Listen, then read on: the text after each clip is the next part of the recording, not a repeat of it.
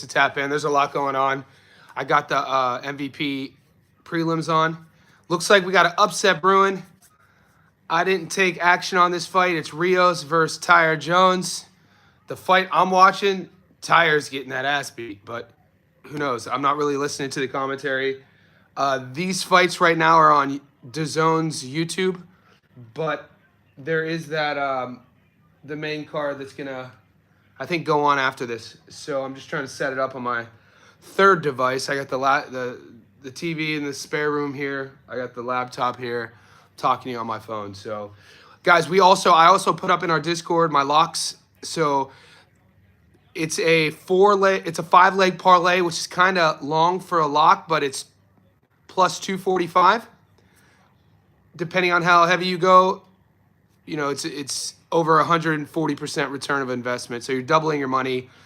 I'm calling it my locks. So if you want to talk about that, if you're in our Discord, you can bring those fights up. If you guys want to join the Discord, that link is pinned here in the comments. So it's a couple bucks a month. You become a Johnny Says Boxing Insider on YouTube. You get more access on YouTube, more levels to the membership. For the same price, you'll also get access to the Discord where all the professional bettors are, where you'll get my locks, my picks, my parlays. It's a growing community. We started about a month ago.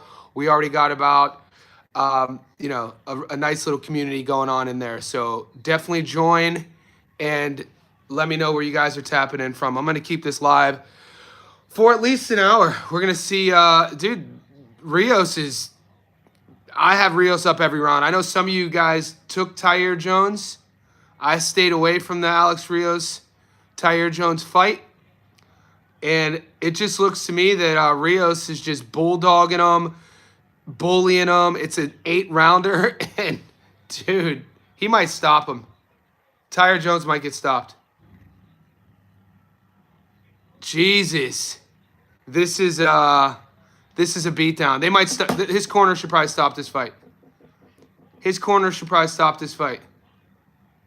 Oh, what's up, Zach? Did you just join? Excellent, mate. Did you join on? You should get a star. If you join, Zach, you see how Mar has that star? I passed the Tyre Jones fight. Well, let me know. Yeah, if you join on YouTube, I'll get confirmation, then I'll send you the link. Salute, Jay. Pat. Yeah, I passed on the Tyre Jones fight as well. I mean, Rios' pace and volume is just very impressive, you know? And it wasn't there's so much action this weekend, you know, and there's been so much action. We had fights Wednesday night. There were, MMA fights in China because, some of the boys on the channel, love talking to me about the UFC too. So we had China fights last night. There's obviously fights going on right now. Oh, a big left hook by Alex Rios. 30 seconds left in the 6th round. I didn't see any value on taking this fight. I'm sure some fans took Alex Rios at plus 320, which, looks like a brilliant pick at the moment.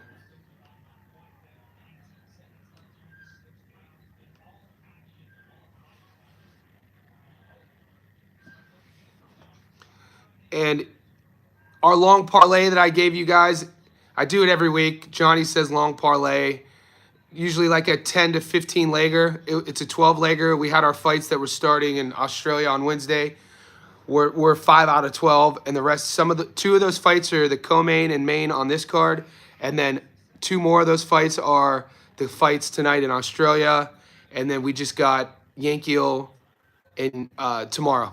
So we'll see. Get back on track with that. We already hit a plus 450. We hit all of our Dana White Contender Series picks, which is the UFC, but that was early. What's up, UMG? Good morning. Yeah, so it's 9:30 my time here in Sydney, Australia. Let me know where you guys are checking in. And if you got action on these fights, Alex Rios, who was a plus 330 dog against Tyre Jones going into the 7th round. I have Rios up pretty much every round. Tyre Jones needs to get a knockout.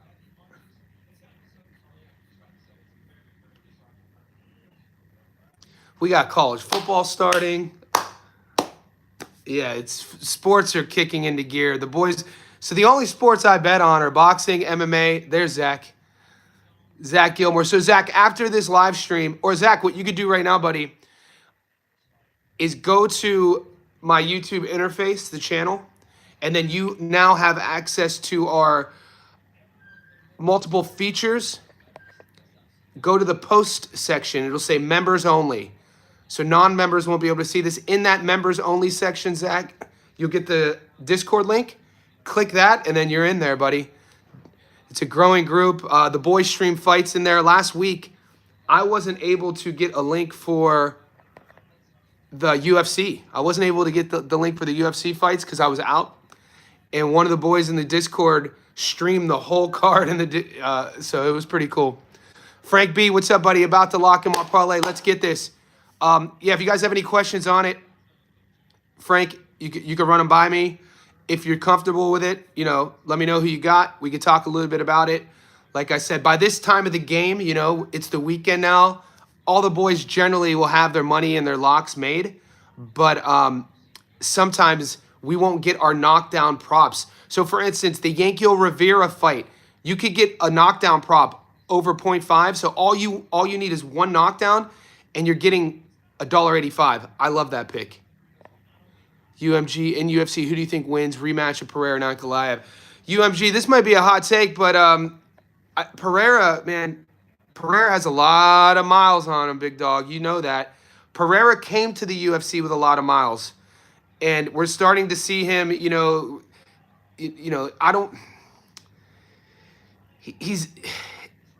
We'll see. I would take Ankalaev.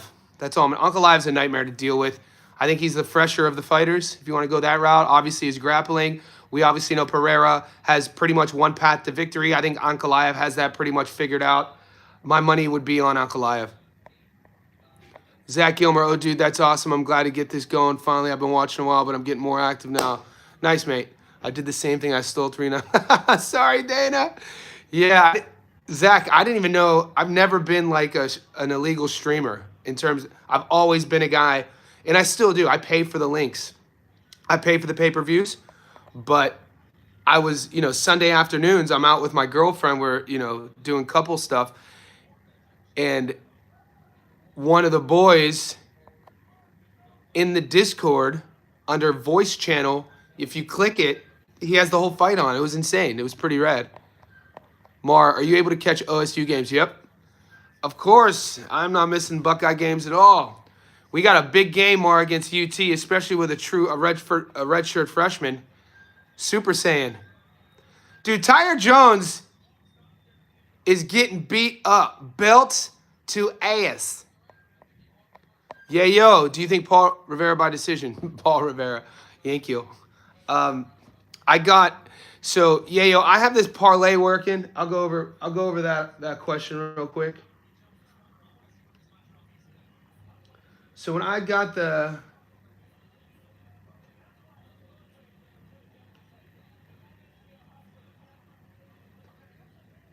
Oh no, my bad, you're right. You're talking about John Paul Rivera Pizarro, the main event here. I got him at $1.18. So will it go the distance? I just put him on a long parlay. Yeah, yo. I didn't get too fancy with this DAZN card today in terms of method of victory. Will it go the distance? Decision, yeah. I think that's a decision. I give myself a pass because my brother and I spent $1,000. I know. Dude, Zach, the pay-per-views were insane. Especially living in Australia, Zach, man, the way the boxing world works with no limit promotions. So the Wednesday night card was, people should go to prison, the promoters. They should go to prison for those matchmaking. Both for the Zarafa fight and the Nikita Tszyu fight. But I think the pay-per-view, they were charging $70 for the pay-per-view. I went to the fight and only spent a little bit more to be close to the ring. So, I mean, living in Sydney, living near the venue, it was at the ICC in Darling Harbour. I was like, I could literally go to the fights, spend a little bit more money, and be there than pay for the pay-per-view on a card that should have been free. UMG, my lock for the week is Miller, decision, Wiley, money line, Rafferty, money line. Yeah. UMG, if you go to you're not in the Discord, but my lock is similar to that. So I'm thinking the same way. Jake Wiley, I'm very comfortable. Look, I like Yui Dib. I just think Yui's gonna be a little bit too much pride for his own good. I think Rafferty handles Chamberlain pretty easily. I used to manage Lynn Sandstrom, the fighter that Artiga is fighting. She fights out of Bondi Boxing Club. She's trained by Tony Delvecchio. Lynn has only been boxing for maybe 5 years. Her biggest attribute is her toughness. So her boxing skills are so subpar.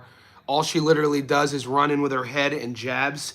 Runs in with her head. Always gets headbutted. Always gets cut. And yeah, I like Artiga. And I think I got Artiga at $1.33, which is good value. I tend not to get too sexy with the ladies in terms of picking method of victory. Even though, insider information, Sky Nicholson by stoppage. I got her Wednesday night after the Nikita Zoo fight. I went to the casino because it's right near the venue and all the fighters usually go there. So I ended up hanging out for a little bit talking to Chanel Dargan. Chanel Dargan's an Aussie female fighter who, tough fighter. She was promoted by No Limit. She's been asking for the Sky Nicholson fight for years. George Rose or Matchroom and Eddie won't make that fight. So Chanel was telling me that the opponent for Sky didn't have a camp. Lost her father had passed away like a couple weeks ago and really was just coming in just to get a bag, get a paycheck. So when I heard that, I was at the casino when I took Sky by stoppage at 225. And then I put it up on my Instagram and Sky shared it on her Instagram story. And when she did that, the odds just crashed. So now if you take Sky by stoppage, it's like $1.40. So, but I think she stops her.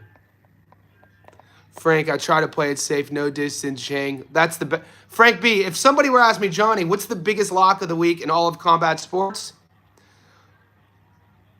Tyre Jones just got beat as a $1.25 favorite. Tyre Jones just got beat. Might have lost every round. If somebody were like, Johnny, what's the biggest lock of the week? It would say Johnny Walker versus Zhang, not to go there. It's only $1.19. So but that's the biggest lock.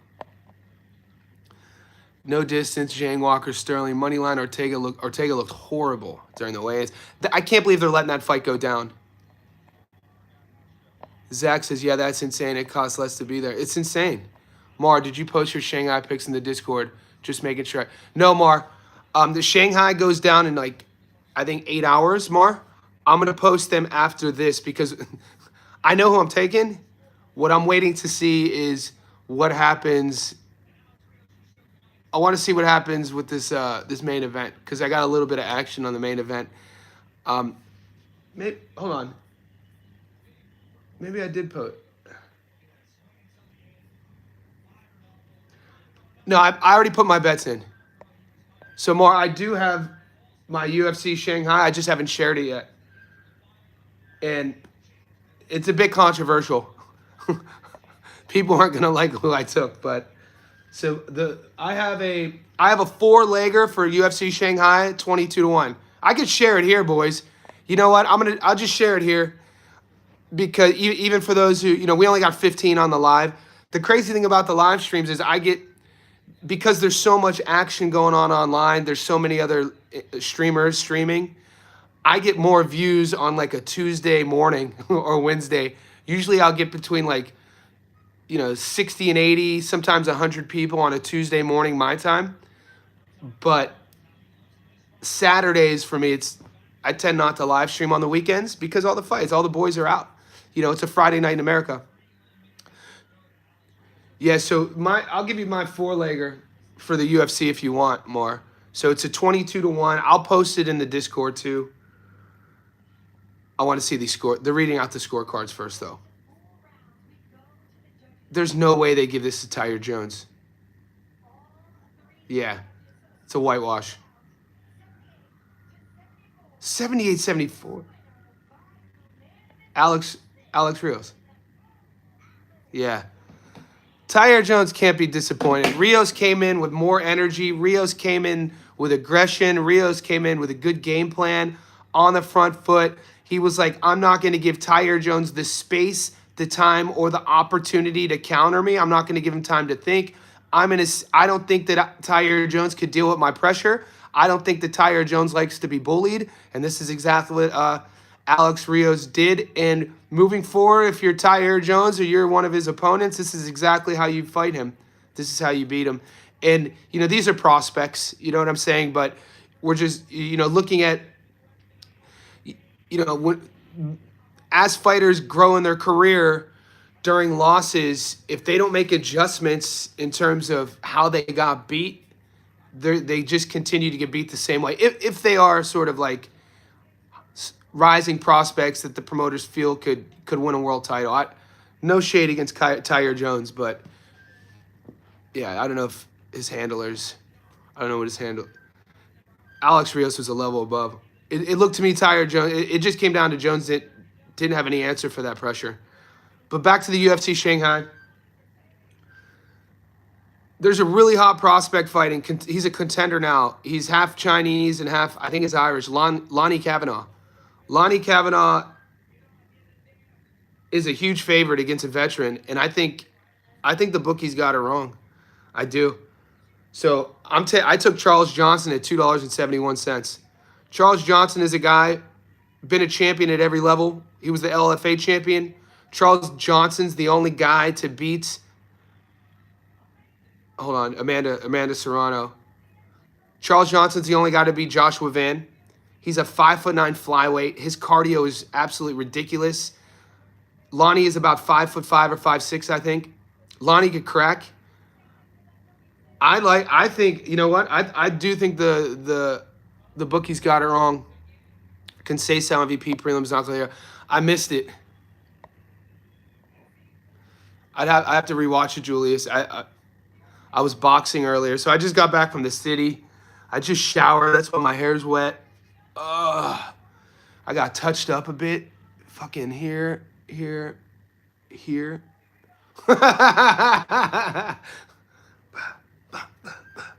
We're not trying to kill each other, though. By the way, do you think Inoue stops MJ or wins by decision? I love that fight, UMG. I think MJ. Yeah, I think Inoue stops him. I love a knock. I always take a knockdown prop when Inoue fights. I hit a 16-1. I took Inoue to get knocked down against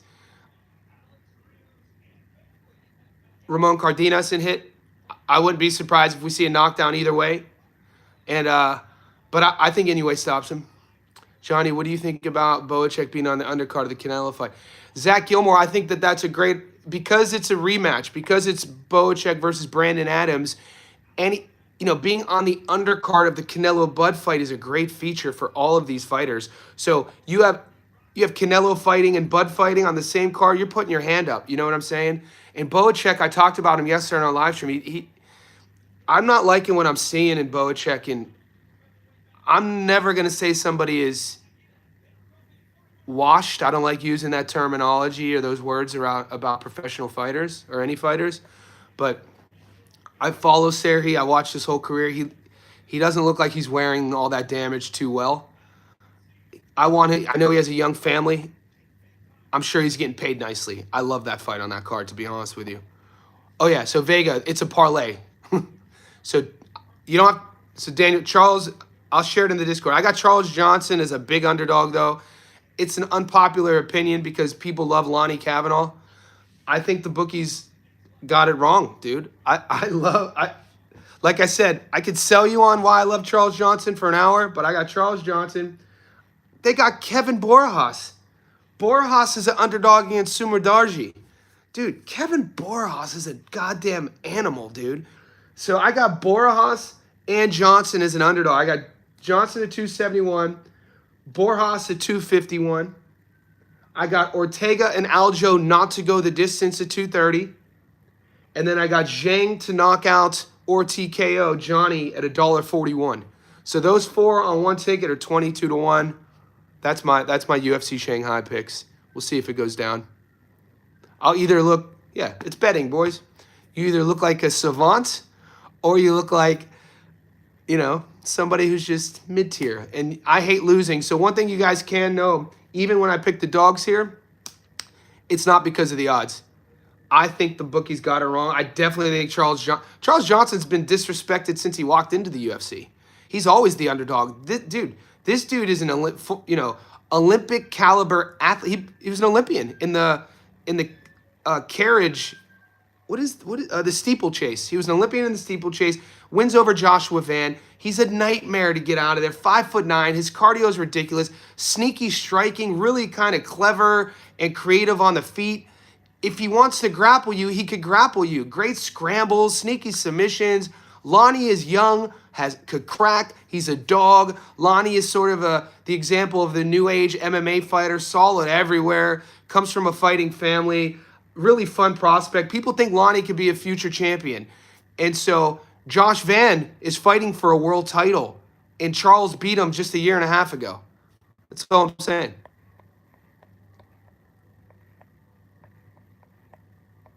Do you think Tellez and Abbas goes the distance? I like a knockdown prop, Yayo, in Tellez versus Morel. What's good? King Ty in the house. I follow him too. That's why I ask. I really think he's a beast. He gave Virgil hell. Yeah, he is a beast. He is a beast. And I'm glad that they're fighting again. Zach's referring to Brandon and Serhi. Frank says, after seeing the streak of Bellator fighters losing their UFC debuts, I didn't bet Naraji. Yeah. Like I said, I'm only taking 4 fights in the UFC China, Beijing. I just gave them to you. I stayed up late last night and watched the UFC Road to the UFC. Jesus Christ, those fights were insane.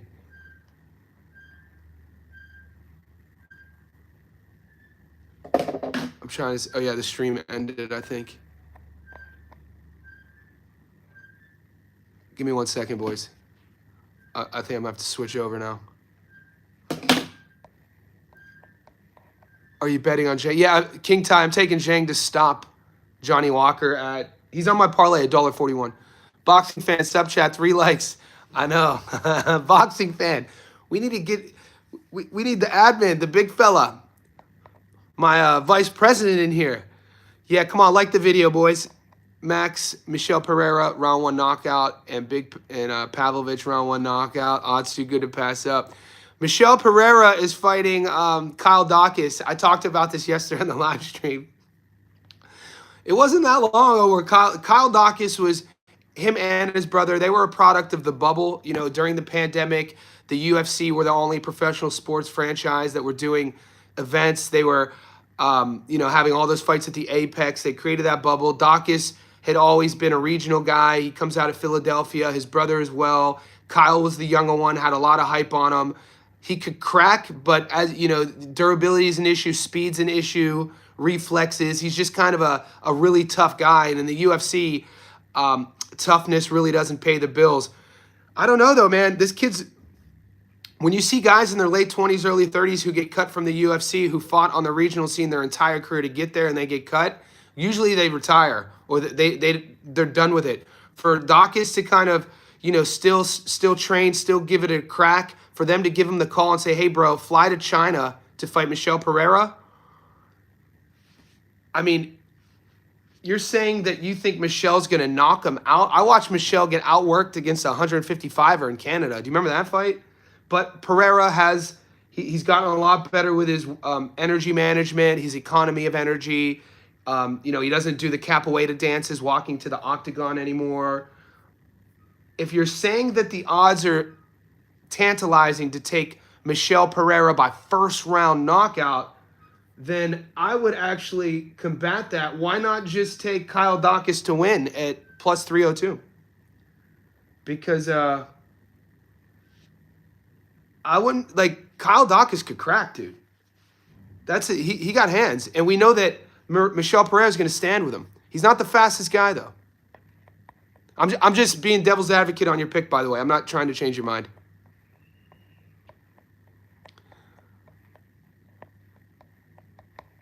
Frank B. Borjas and CJ. I love it. Worth the sprinkle. Yep. Where are you percentage-wise on the Pavlovich? Acosta 60-40. People are sleeping on Acosta, but Pavlovich is a big dude, durable. At one time, man, people were putting his name in the hat in that really lean heavyweight division. Acosta, very one-dimensional, mate. You know what I'm saying? He better have some takedown defense, or as the new boys call anti-wrestling. We'll see what happens. I'm staying away from the big boys. Lonnie is a future world champ, but I'm biased. Kiza, no. He is. I'm a huge fan of Lonnie Kavanaugh, but I'm also a big fan of Charles. I watched Charles on the regional scene for years, not getting the call up. Winning regional titles. It was finally and every time he'd fight for one, he'd be a dog. And then, finally when he gets to the LFA, he beat everybody they put in front of him, and he kind of like kicked the door in, even in his early 30s, to get a call up. The dude, I think he's worth the sprinkle. I think it's super disrespectful for Charles to be at plus, I think 295 is insane. Frank B, the last guy CJ fought popped for roids. Yeah, dude, CJ's a beast, dude. The pride of St. Louis. One of my favorite introductions of all time is when Charles fought in the LFA, and Mike, the ring announcer, Mike something, I can't remember his name. He had, look it up. Go to YouTube. It's the best ring. It's the best intro. R2R, nice hair. Yeah, the hair is getting crazy. Boys, if you knew me 2 years ago, my hair was down to here. I used to rock the ponytail, and then my girlfriend's like, Johnny, you look homeless, and your hair smells. Could you please cut your hair? And I was like, hell, I ain't cut my hair. And then I eventually cut my hair. Clifton, any bets for tonight? See them in your post.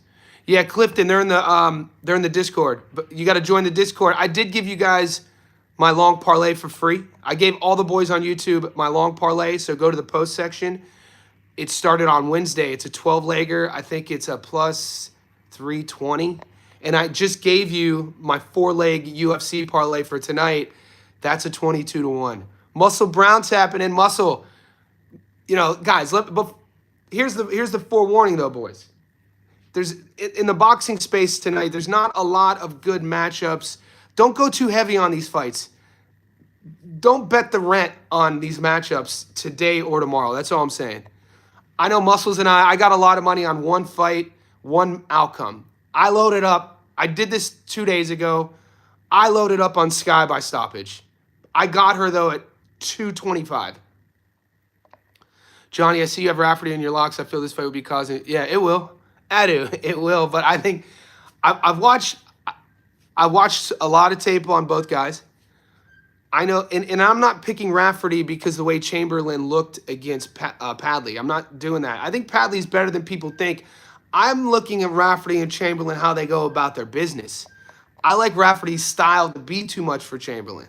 And then you just add in the psychological component of what one fighter is thinking, second-guessing, versus the other one not second-guessing, versus Rafferty's on the front foot, prodding, and Chamberlain having to sort of answer questions. Hopefully, that's the one we have heart palpitations for. Hopefully, it's not the other ones that are like $1.18. Rios was free money. Ali Penfold. Ardo, let's go, people. Get the likes up. UMG, is it just me or in UFC fight favorite matters less, lose more than... Yeah, UMG. So what I always say is the word P-A-R-I-T-Y, not P-A-R-O-D-Y. Parity and parity. They're called homophones in the English language. Homophone is a word that sounds the same, that's spelled differently, that means something else. So P-A-R-O-D-Y is obviously a comical sort of comparison to, anything. A parody of a politician, a parody of a sports team. But P-A-R-I-T-Y is what you see now in a lot of college football. 10 years ago, weeks 1 through 5 in NCAA, you'd have Ohio State playing against the Sisters of the Poor. They'd be 40-point favorites. They'd win by 50. But now, a lot of those matchmaking has changed, and now you see teams like the Buckeyes playing Texas in week 1. That's called parity. The UFC, especially the main events, there's a lot of 50-50 fights. It's tough to pick. Anything can happen. So I make all my money on UFC fight nights. I've hit, including Dana White Contender Series on Wednesday, I've hit 27 picks in a row on UFC fight nights and the Contender. Now, the UFC pay-per-view, I went 0 for 5 last week. So, there you go.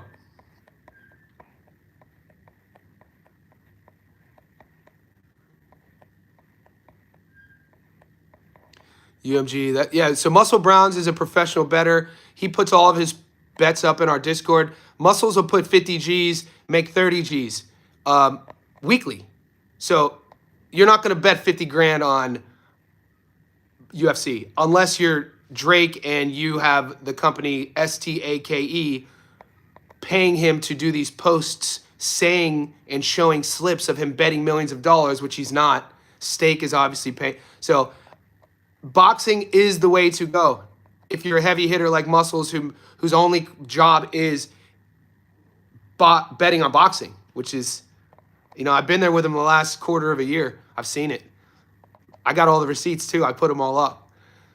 Initially, I was sharing them, and I was like, Muscles, mate, you don't mind that I share these? He's like, bro, share them and tag me. And I was like, you want me to tag you? All right, I'll start tagging you. So yeah, Zach says it's cousin in UFC. If you can't do one particular thing, you get fraud check, like when the Peyton Talbot dude got floored by a 37-year-old Brazilian. Yeah, Peyton Talbot. He did answer the call, though, in his last fight, even though I'm not a fan of Peyton Talbot. I wish we need to leave identity politics outside the octagon, dude. Come on, man. This dude tries to come in and make social sort of statements. You know what I'm saying? Like, stop. But I'm not a fan of that sort of thing. Let's just fight. Talented young kid, though. Very talented. King Ty, how you feel about the Jasmine Ortega? So, King Ty, I used to manage Lynn Sandstrom. She's fighting Jasmine Ortega. I managed Sandstrom from 21 to 22. Not a boxer. Not a boxer. Tough as nails. People going with Wiley tonight. What's his method of victory? Now, Adu, I've known Yui Dibbs since he was a teenager. I was, started interviewing Billy probably back in 2014. I knew Yui before he even turned pro. Great kid. The best, nicest family. They're trained by Skinny Hussein. Great coach. Skinny's brother was Hussey Hussein. One of my all-time favorite boxing matches ever was Hussey Hussein versus Jorge Arce. They fought twice. Watched the Jorge Arce Hussey first fight, 2005. Fucking war, dude. My point is, Yusuf, on the domestic level, well-rounded. His downside is his toughness. You know what I'm saying? Like, he's a bit too brave for what's in his tool belt. The Jake Wiley money line I like. I've actually been wrestling with the idea of the fight not to go the distance. Jack Turner knockout is a lock. Ooh, Julius, in this game that we play, and I quote TJ from Chilltown, there's no such thing as locks. I like that. Petition to rock the ponytail again. Yeah, I'll ask my girl today. I'll ask her. She's gonna be like, no, Johnny, you look like you're a madman. Your hair smells. I was like, what the fuck? Turner, I'll unsubscribe. Yeah, I really like Zach Miller by decision. Jasmine by decision. I don't mind that. Dib versus White, go the distance. Yeah. Dib is, we'll see how he handles that style. Loaded heavy on marksman. No, you didn't. There's no. Poppy's trolling. Mar, are you creating a miscellaneous section for other sports? Mar, it's funny you say that. Mar asks, are you creating a miscellaneous section for other sports picks or looking to keep the focus of the Discord boxing MMA? I think I might have to create another one for American football, but that's it. Dude, boys, hats off to you gentlemen, because I never even heard of what a Discord was 6 weeks ago. You guys educated me. Now we have a Discord. I didn't even know what, creating different sections were, and then we have different sections. But I was thinking this is how big of a nerd I am. Last night when I'm laying in bed, I'm like, I probably should create an American football section because I'm a diehard sports fan, but I don't bet on baseball and basketball, my other two favorite sports. I bet on boxing and MMA, but I do bet on college football. I do. I win a lot of money. So I'm thinking about going NCAA, football, NFL on the same thread. What do you guys think of that? Wiley is favored to stop Dib. Wiley got 90%. Yeah. Can Dib. See, the thing about Julius, the thing about Yusuf is he's brave. He will punch with you. So I love a knockdown prop. I would go freaking heavy on over, if you could get a 0.5 knockdown, a plus, so any knockdown prop that all you need is 1 to win, I would go heavy on that prop. Wiley could knock out Cambo. George Kambosos, though, come on, mate. Your boy Teofimo couldn't beat Kambosos. And your boy Dev couldn't knock him out. So what are we talking about? No one's knocking him out lately. What are you talking about, dude? Loma and Hitch, and Hitch is you know, Hitch is a world champion, the best jab in boxing, dude. Some of the best speed in boxing. We won a lot of money on that. Added MVP main card starting now. All right, I'm gonna put it on my laptop here. Y'all talking over 8.5 in Wiley versus Dib. I think so, Julius. I think if Dib gets stopped, it'll be after 8.5. Blog talk, let's go, Johnny. Got to be up at 5 a.m. here for Sky. Sal, where are you tapping in from? Muscles. Yeah, steak is definitely paying. Oh, yeah. Muscle Brown, we see through the BS, don't we? Johnny knows. That's right. Zach Gilmore, he's just a young dude. He don't get that. Koki, my favorite fighter at 147, Nick Flaz. Flaz is fighting. He's fighting my sparring. Oh, dude, Pete Dobson's my guy, mate. Good for Pete Dobson. Is Pete still a firefighter? I'm rooting for both guys. Same. Koki, I shared this fight on my Instagram. I shared it on my YouTube. I do my best to promote Nick Flaz, mate. You know, fighting in firefights since he was a young dude. He's in his early 30s now. Instant entertainment. It's a great feature for both guys. You know, good for Pete Dobson to get another feature fight. Alex Rios. Yeah, Rios belt to ass. Rios won every round, in my opinion. One of the judges had it 78-74. That was crazy. I had, well, or 78. I thought Rios won every round. Cigar, my buddy just hooked me up with the Alexander Rios pick 1 hour before the card. That's a good friend, Cigar. Thanks for sharing it in our Discord, mate. Julius, the next 4 weeks. Julius, it's been stacked since the silent film era, mate. It's always stacked. Ara wants that hockey boy. Yeah, not good. Roll Tide. OH.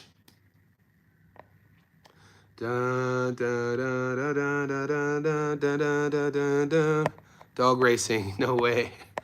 Yes, the footy. Okay. UMG. I remember in UFC last week, Asakura. Oh, God. Yeah. Let's not talk about the pay-per-view UFC last week. Just got off work. What I miss? Who won? Who lost? Rando. Alex Rios took belt to ass against Tehran and won every round, won a decision. He was a plus 325 dog. Zach says only one who could stop him was Loma. Loma and then Hitchens stopped him. All three dudes had 78. Did they 78-74? I thought it was a lot. Maybe because I had the volume down. Did you watch the fight?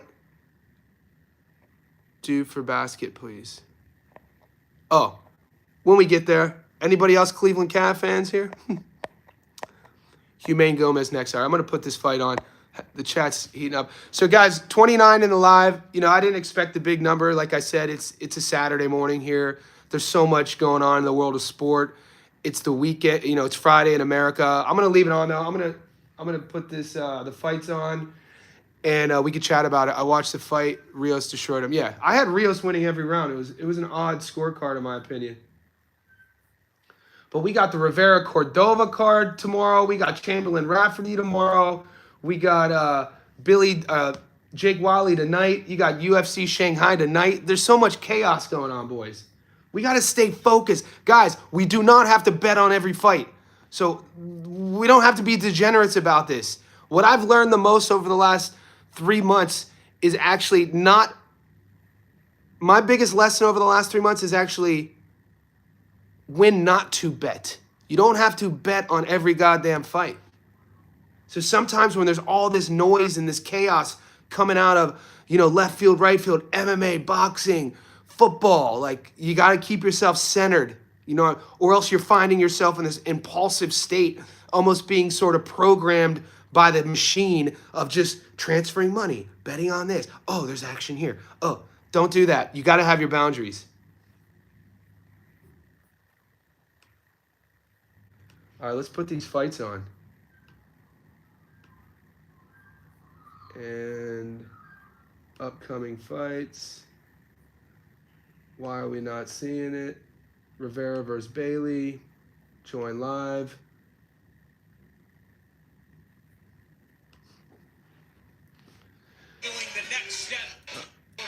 All right, here we go. Gomez is walking out. Humane. Anybody got Humane here? Humane's a big dog. I don't think I picked him anywhere.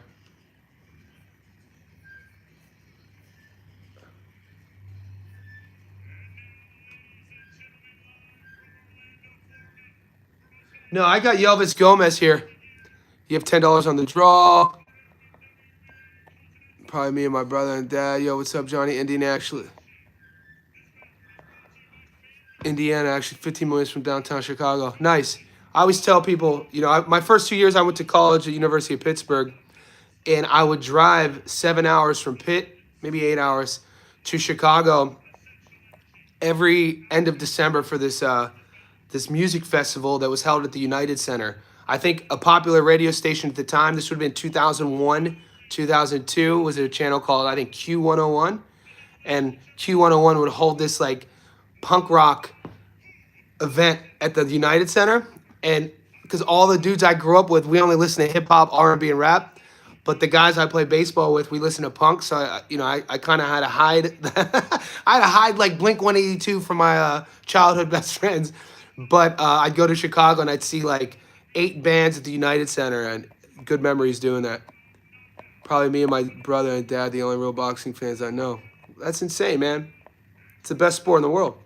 Chad is heating up. Zach Gilmore. Nerds, if you will. Sky fight. Look, it is strange, Ara. It is strange. Sky should be fighting Chanel Dargan. I'm a little bit sort of... I show favoritism because, I'm friends with Chanel. But I think Chanel Dargan would give Sky a run for her money. And Chanel's still pretty green. But Chanel... Watch any Chanel Dargan fight and you'll see what I'm talking about. There's no way Eddie would ever challenge Sky like that. Right now they're in the manufacturing stage of Sky. MVP got them Barbie showgirls.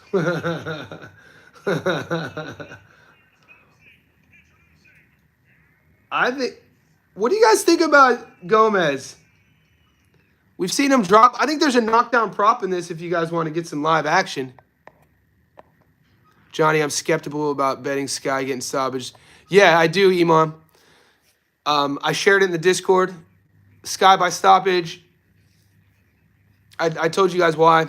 I actually, probably my fault that the odds for the stoppage crashed so heavily because Sky shared my pick on Instagram. When I did that, I didn't think she would share it. I didn't even tag her in it. But it went from 245 to 140 in 24 hours. Johnny spin. Thanks, man. I had $10 on the draw, 100%. Well said, Muscle Brown. Adding a football channel is genius. This is a betting. Yeah. All right, boys. So if I do add this football channel, my problem is I need to just keep the live streams boxing, though. Because sometimes I've noticed over the last few weeks, I need, like, I get pulled, next thing you know, I'm doing breakdown videos on Ohio State's secondary and how they're going to handle the play action pass against Texas and what they're, our redshirt freshman, is he going to be able to do play calling at the line of scrimmage? What's his out route look like? And I'm like, dude, I'm only one guy. It's going to get crazy. Why isn't Shador Sanders in the starting rotation? All this sort of stuff. Why did the Browns get rid of Nick Chubb when now we have a problem in the running back, group? It's a slippery slope, boys. Humane got Bozy Ennis as his trainer. You're being serious though, Julius? Bozy, yeah. Yeah, I wish I could have gotten a knockdown prop in this. Hey, Johnny, I'm about to head into the concert. You're always at the concerts, Dwayne, man. You making me jealous all the time. But side note, your comment on that Bad Bunny boxing show's fashion statement.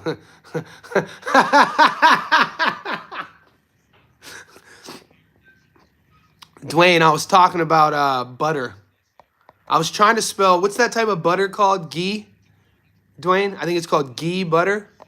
What does your book have knockdown prop for Sky? Iman, 3 days ago, it was at plus 225. Now it's at $1.40. So I wouldn't even play it now. Do you like Zach Miller by decision? I have Zach Miller on a long parlay. Zach Brown, bro had to hide his arm. I did. No. I had to hide my punk rock, Zach. Bro had to hide his R&B. I'm dying. No. I grew up, my hometown, Zach, Youngstown, Ohio. All my friends were black growing up. All my boys to this day, Palestinian and black. Youngstown's super multicultural, but like in the 1920s, all of the Italian immigrants and the Irish and German immigrants who were fleeing the wars came over to America. And so I grew up in a town, Youngstown, which is huge old school Italian population, a lot of Greeks, a lot of Slovak. My dad was from Czechoslovakia. And then, when all my friends growing up in the old steel town were, black guys, still to this day. So like I grew up on R&B, like H-Town, Jodeci, Shy, Boyz II Men, Drew Hill's one of my favorite bands. So when I got to college, I started listening to punk rock.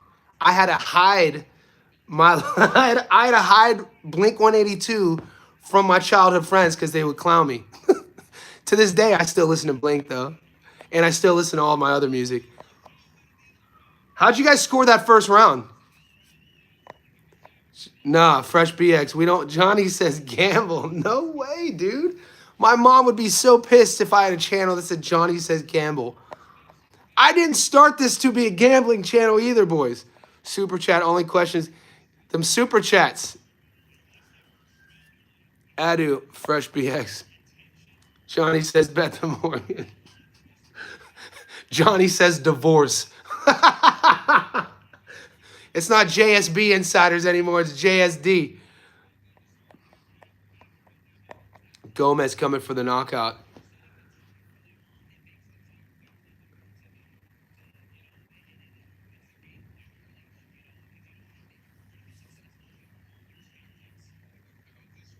You'd have to think that having a feature on an MVP card, say what you will about Jake Paul, there's a lot of eyes on this card. Come for the knockout, mate. You know what I'm saying? I like that left hook he throws. What time does Sky Fight start? Eastern time. Muscles, I'm not sure, brother. I think it's in about 8 hours my time, maybe 9 hours my time. Zach Gilmer. Oh, I see. I had it backwards. Yeah. Well, I did have to hide my. So, yeah. So, you're from upstate New York. So, Zach, similar. I almost went to. I almost signed so I played. It's called short season baseball, like single A, like 2001, 2002. I ended up playing down in South Carolina in Myrtle Beach. But, Zach, I almost moved to Jamestown, New York in 2001 because at the time they had a team, the Jamestown Jammers. I don't even know if that's a team anymore, but I was that close from moving to Jamestown to play baseball. You got to hide from your mom like you hid the music. Dude, Johnny says gamble. No way. That'd be insane. Gomez looking good. Let's go. Yeah, Gomez looks a level above. The thing about Gomez is, though, mate, he stands right in the pocket with his chin here. Gomez is fighting like this, though, right now. Can we get that chin down a bit? His chin's like this. Let's get that chin down a bit. Gomez, he is looking good. Johnny says bet on red. I used to live in Vegas. I lived in Vegas for 2 years, so I got some awful stories about betting on red. I played growing up until my senior year. They ended up moving me to third base, but I was a shortstop and pitcher, and then I ended up playing after high school at third base.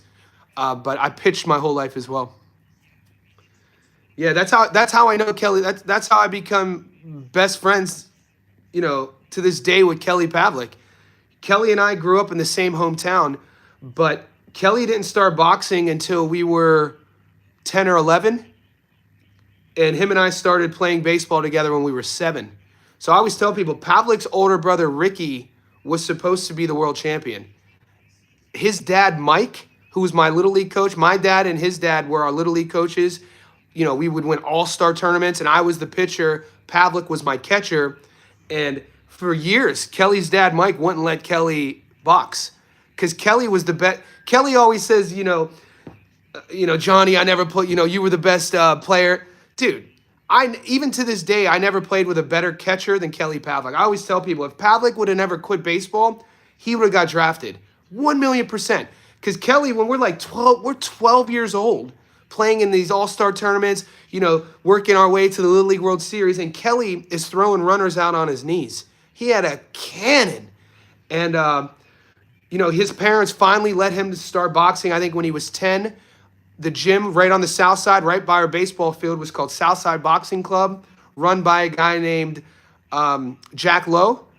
And by this time, his older brother Rick was trying to get through the amateurs, and I think Rick ended up going to the military instead, and then that boxing dream fizzled out. And then it wasn't a long time before people realized that, holy shit, who's this little 10, 11-year-old with a right hand? Kelly just had astronomical power when we were kids. There's this huge state fair, or this huge fair in my hometown called the Canfield Fair. You could Google this. It still goes on. It's massive. It's like, I think it's like a 5, 6, 7-day event. The Canfield Fair. It was like 20 minutes from our house. We're 12 years old, and there's like 100,000 people there. It's massive. Farm animals, crazy people, elephant ears, and they had this boxing game. And I would be Kelly's hype man. It'd be me and Kelly. We're both 12. Hadn't gone through puberty, little kids with our baseball hats. And I would stand in front of the boxing machine, and I would call out, basically like, come on, any man, $20. I guarantee my 12-year-old buddy right here could beat you in this boxing game. Who wants to lose to a 12-year-old? Who thinks they can punch harder? Like that sort of thing. And we would make money. Grown men with their girls at a fair are losing to a 12-year-old on this boxing game. And a couple of times I thought we were going to have to scrap grown-ass men. And me and Kelly are like I said, 12-year-olds. But that's our relationship goes way back. That's why I keep that magazine right there. That's Pavlik right there on the before he beats Max Sertuche.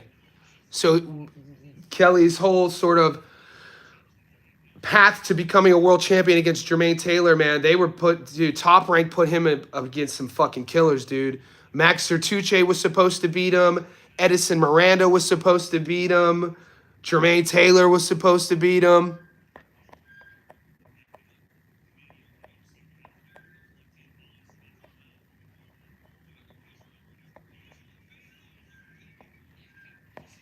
Zach, it's a crazy small world. It's all winter here, my brother. Baseball bet 2 good months, but it's competitive pop every round. Johnny got them good shoulders. Breaking Bad. Yeah, man. Breaking Bad in the house. Tapping in, man. Good live stream earlier, brother. Guys, if you're on this stream, Breaking Bad, go follow him. You know what? Breaking Bad, send me your YouTube stuff on Instagram. Send me that link on Instagram, and I'll share it on Instagram. Because Breaking Bad Boxing has a good channel. He just started it. He's very high fight IQ. He does great breakdowns. And before I even knew he was watching my stuff, I would watch his stuff. I watched his breakdown of the a couple weeks ago. You broke it down perfectly. So yeah, send me your links. I'll share it. Get you some growth. Steel Town. We'll be surprised if this goes. Hey, Humane, keep adjusting his belt line. Yeah, Humane doesn't. I got the fight here. It's round 3, 40 seconds left. Yeah, Humane doesn't look comfortable. But you know what? He's popping. He's not sitting on anything. I got to tell you something, though. Gomez is over swinging a bit. And with Humane getting a little bit more comfortable here in the pocket, I'm not saying he's going to catch Gomez. But, Humane's doing this, that, and Gomez is doing that. I wish I would have got on a knockdown prop bet on this fight.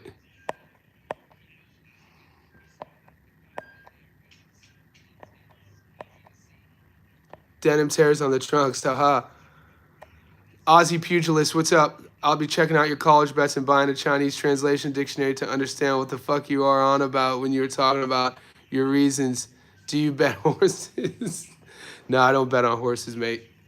I think that was a compliment. That might have been a dodge. I don't know what that meant. Humane has no power. Yeah, you see those sometimes it's not about power to get a knockdown, though. Sometimes it's that timing, that short little shot. You catch a guy who's over-aggressive, over-swinging, coming in, he's doing 50% of the work, in terms of, getting knockdowns. Sometimes, timing, I would say timing supersedes and trumps power, especially at the highest level. Another baseball analogy. It's similar when you have a guy who throws 100 miles an hour. You'll see, all it takes is for a batter to just make contact to take him deep. Betting horses, yeah, man. I ain't bet. It's getting crazy. Could you imagine? We full on degenerates. No offense, but I should mention though, there is horse racing is in the culture down here in Australia. Like my girlfriend's like the most conservative in the best possible way. She doesn't swear, doesn't drink, never partied. She's an equity partner in a huge firm. She's very smart. One changed my life. The best thing to ever happen to me. I'm totally in love with this person. But when I meet her, she's like, "Do you want to go to the races?" I go, "What? What are you talking about?" She's like, "The horse races." So it's a thing here. They get all dolled up. We have a beautiful racetrack near here. They have a race season, and they all bet on the races. And so this girl doesn't do any of the aforementioned vices that I told you about, but she'll bet on the horses. And to her, because, growing up in Sydney, her family, her uncles, her, parents, etc., all bet on just the horses. It's not a thing to them. So me being an American, even on this stream, somebody's like, do you bet on the horses? I instantly think like, that scene in A Bronx Tale, even though I think they were betting on the dogs. But there's that scene in A Bronx Tale when they're at the races and it's like a Tuesday. I think they're in Coney Island and all the degenerates are there on a Tuesday. And Mush, one of the boys they called Mush because everything he touches turns to mush. All the boys, Sonny, Chaz Palminteri, he got his action. The boys are in suits. And then Mush comes, "Hey, number 3, let's go 3." And all the boys are, it's fucking, They tear their tickets up and they leave before the race is over. Like, I think horse races is like that sort of thing. So, but some places it's not.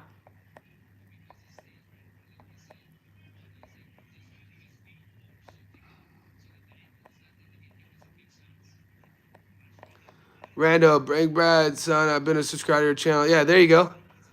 Going in the punch. I like Breaking Bad. Sweet. I told Breaking Bad I'm going to do my best to get the word out. He does really, really good job. We need more people like him. I think, it was kind of unfortunate when Jamie stepped away, Punch Perfect, and I think he left a little bit of a void. We need people who do the research. I'm pretty sure that Breaking Bad actually trains as well. Not that you have to, but I think when you train, whether in, any, on this topic, combat sport, it allows you to have a little bit of a different approach in what you're seeing. And it's one of my favorite things about when he's doing his breakdowns.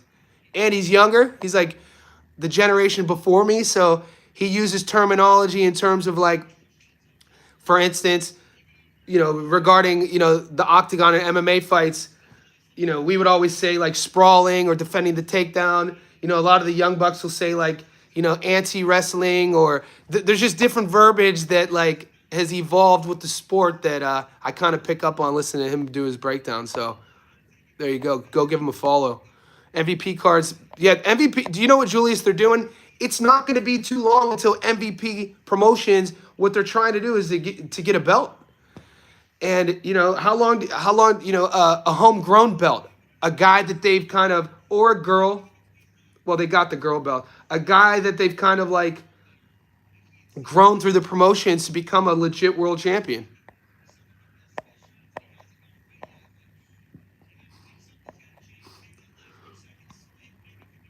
Yayo, I'm not sure what those odds are saying. Yayo asks, Johnny, I know you already talked about it, but instead of Sky by stoppage, is Sky not to go the distance a good? Yeah, of course.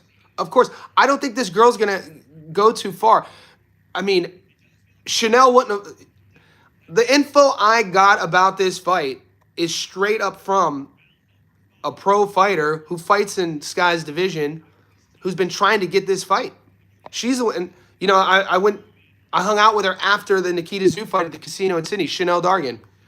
And Chanel, as soon as Chanel told me all this, I went on the app and put it in, and then it's like 1 in the morning. I'm usually in bed at 9 p.m. It's 1 in the morning, and I'm sending messages to Gary and Muscles about it. I'm like, bro, jump on this. And then the problem was the next day, I commented on my bet, and then Sky shared it on her story, and then the odds crashed. So, lesson learned. The Bronx Tale, classic movie. Yeah. I believe they were at Yonkers. Okay, I'm not a New York guy, Koki. I'm not a New York guy. But you know what I'm talking about. Saratoga races with the girl. Yeah, man, it's a fun night out. Humane has a good chin. Muscle's my guy. We know you're the reason Sky's line. Yep. Punch Perfect was dope. He was. Jamie was a beast. I was bummed out, man, about Jamie not doing his breakdowns. Hey, guys, just checking in. Who likes Sandstrom to lose the distance paying 150? Kane in the house. Kane, did you train today? Kane's an amateur boxer in Australia. Young buck. I got to send you that program. Kane, deadlift, back squat. Let's go. You need to be on a pyramid sort of programming right now. It's 10, 8, 6, 4, 2.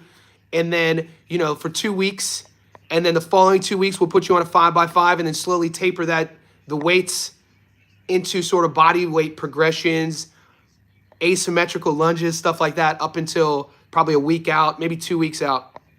Humane, too good for his own good. Finish on a stretcher. Controls the stop market. Mike Ross says, Jamal Harvey is almost a foot shorter than his opponent tonight. I watched the weigh-ins and was shocked. I love Scott by stoppage. Breaking Bad, Punch Perfect was the man. And yes, I started training striking 6 years ago and grappling 5 years. Yeah, I could see it in your breakdowns. Keep it up, mate.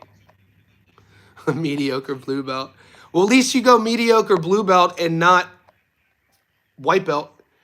And then enter, I don't even want to get into it, but I know guys, you know, the guys who enter BJJ like white belt tournaments who are like black belt judokas, and then they go and just win these white belt tournaments, not telling them that, yeah, I might have a white belt on BJJ, but I'm a fucking black belt in judo.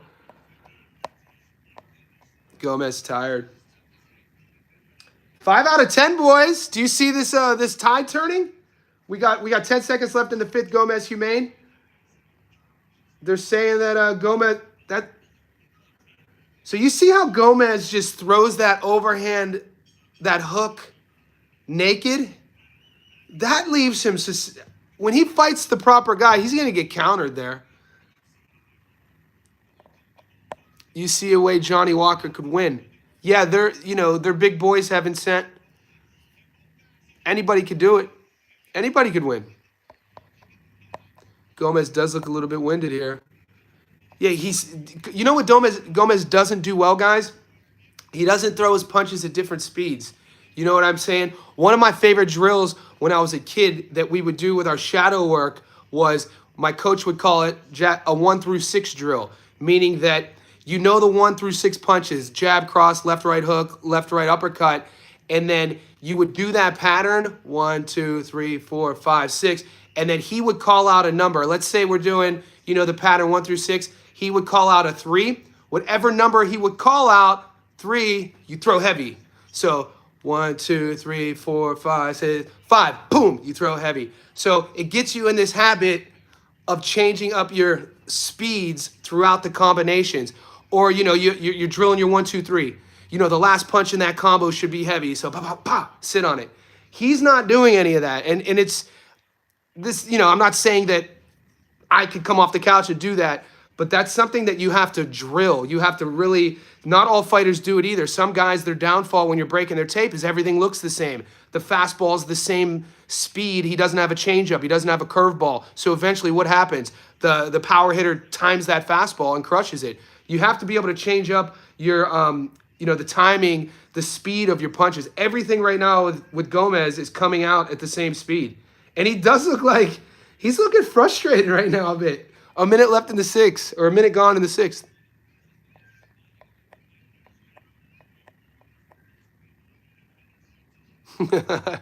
So Kane, he has you have a title tonight, brother.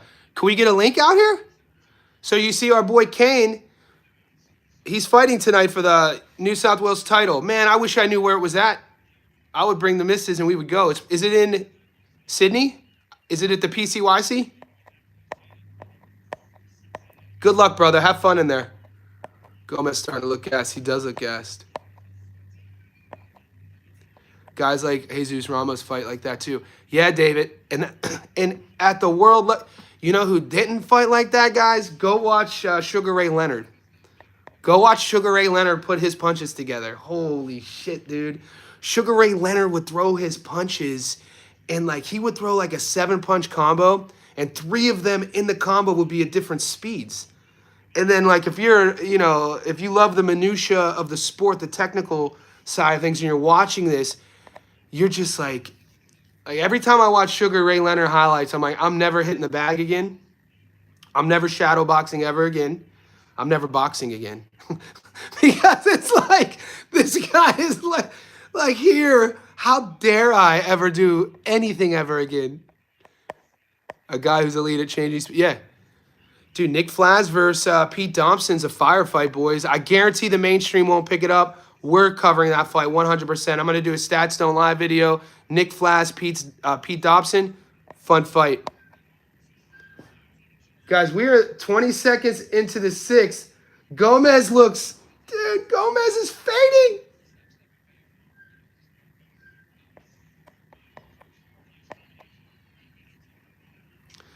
True School thinks GAR throws everything at the same speed. I don't know who True School is, but GAR does definitely... No, I would disagree. I don't know who True School is, but if we were sitting here together, we could just pull footage up of how GAR fight. He actually...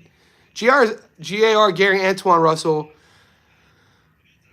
I mean, watch how he leads with his jab. And then he'll pop the double and then sit, slip, and then throw the right hand. He throws his body work different, too. They both gassed. Pete Dobson, I had the pleasure to spar at South Box. How'd those rounds go, Koki? Pete seems like an animal in terms of, like, sparring with him might be a nightmare, actually. Like, there's certain guys you spar with that kind of like it's an unspoken... Now, not in fight camp.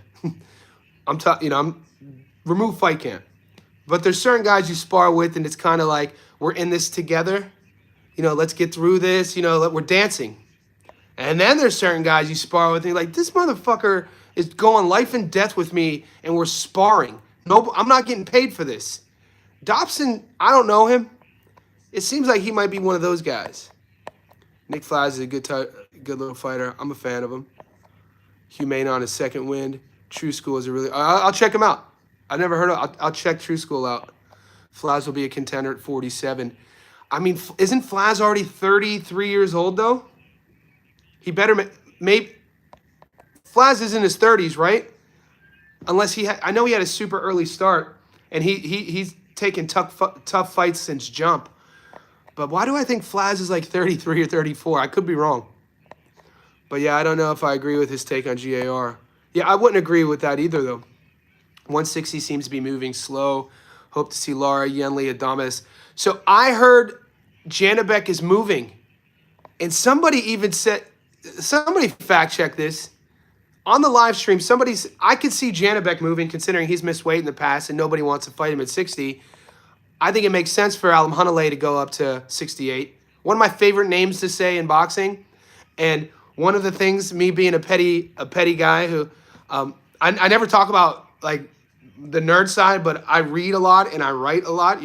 I've written 2 books. I only reference that is I'll judge people on how they pronounce things. And I don't get everything right. There's a lot of tough names in boxing. But the minute I hear somebody pronounce Janabek's name, Alim Kanuli, I'm like, this guy, I can't listen to it. Alam Hanalei, what a beautiful name to say. But I heard Adames, somebody on the stream said Adames was moving, but I couldn't find anything. What do you make of Hitchens GAR? Guys, I'm a huge Gary Antoine Russell fan. I think Hitchens beats him. I do. I think Hitchens beats him, man. I'm high on Hitchens. Dude, Hitchens jab, dude. Like, I'm a nerd for the small stuff. Hitchens' jab and his speed. You mix that with the title belt around his waist, the confidence that he took from stopping George. He's one of these guys that, I said it all along, man. He got overlooked in the amateurs, been overlooked as a pro. All that kid is going to need is to become a world champion, to get that little rub, and we're going to see a different version of him. I think that I would give anything to see that fight. A unification fight at 40 between 2 young champions in their prime. Let's go. Dobson is a physical beast. Weakness is his volume. Pete isn't a combination puncher. Flat. So he's 29. Okay. Why did I think he was older? Then I was off. So 29. So the time is now, though, at 29, especially at the division he fights in. I think he's already a contender. I mean, he's a tough out for anybody, man. He's fun to watch. He has a good following. He's a fun guy. His style's fan-friendly. Dobson did hurt Connor. Flaz has to be careful. Yeah, I was off. That's why I asked you boys to fact-check me. Dobson gave Jalil Hackett a good fight. Janibek definitely will move. I've been saying Janibek is super ducked at 60. Yeah, nobody wants to fight him. Humane looks possessed.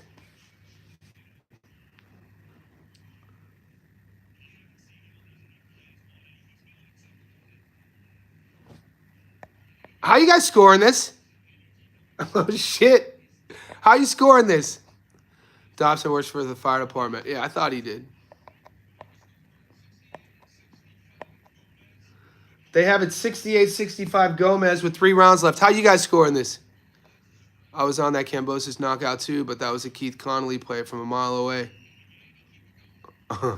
He's talking about his manager. I know who Keith is, but I don't understand your reference. Hitchens versus GR is an unmovable object versus unstoppable object type of fight. The only thing is, I think the fight would be on the PBC, and Gary has had more fights with the PBC. I could see a robbery. Yeah, I really don't like sitting too much with like fights that haven't been made. You know what I'm saying? But it would be. I'd love to see them fight. Who knows if they do? We'll see what happens. A lot of money in boxing right now, guys. Gomez is getting pushed back against Humane. 8th round, 30 seconds gone, and the last thing you ever want to do is play with your food. And this looks like how much energy Gomez was wasting in the first few rounds. How he throws everything. Look, swinging and missing. Oh, just gets caught big with a lead hook there. Oh, God. Yeah. Oh, God.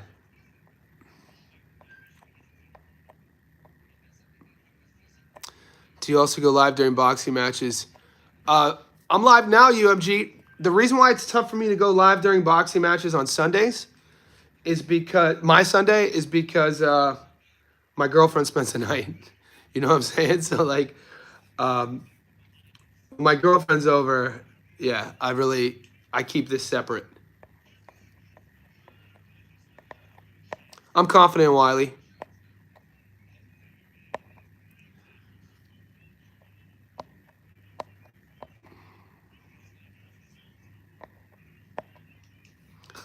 Ardo RS says Humane starts to look like Wilder.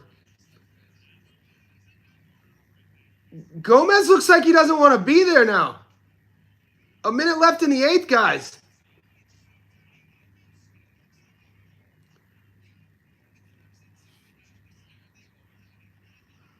Ooh, low blow. Not called. That was super low.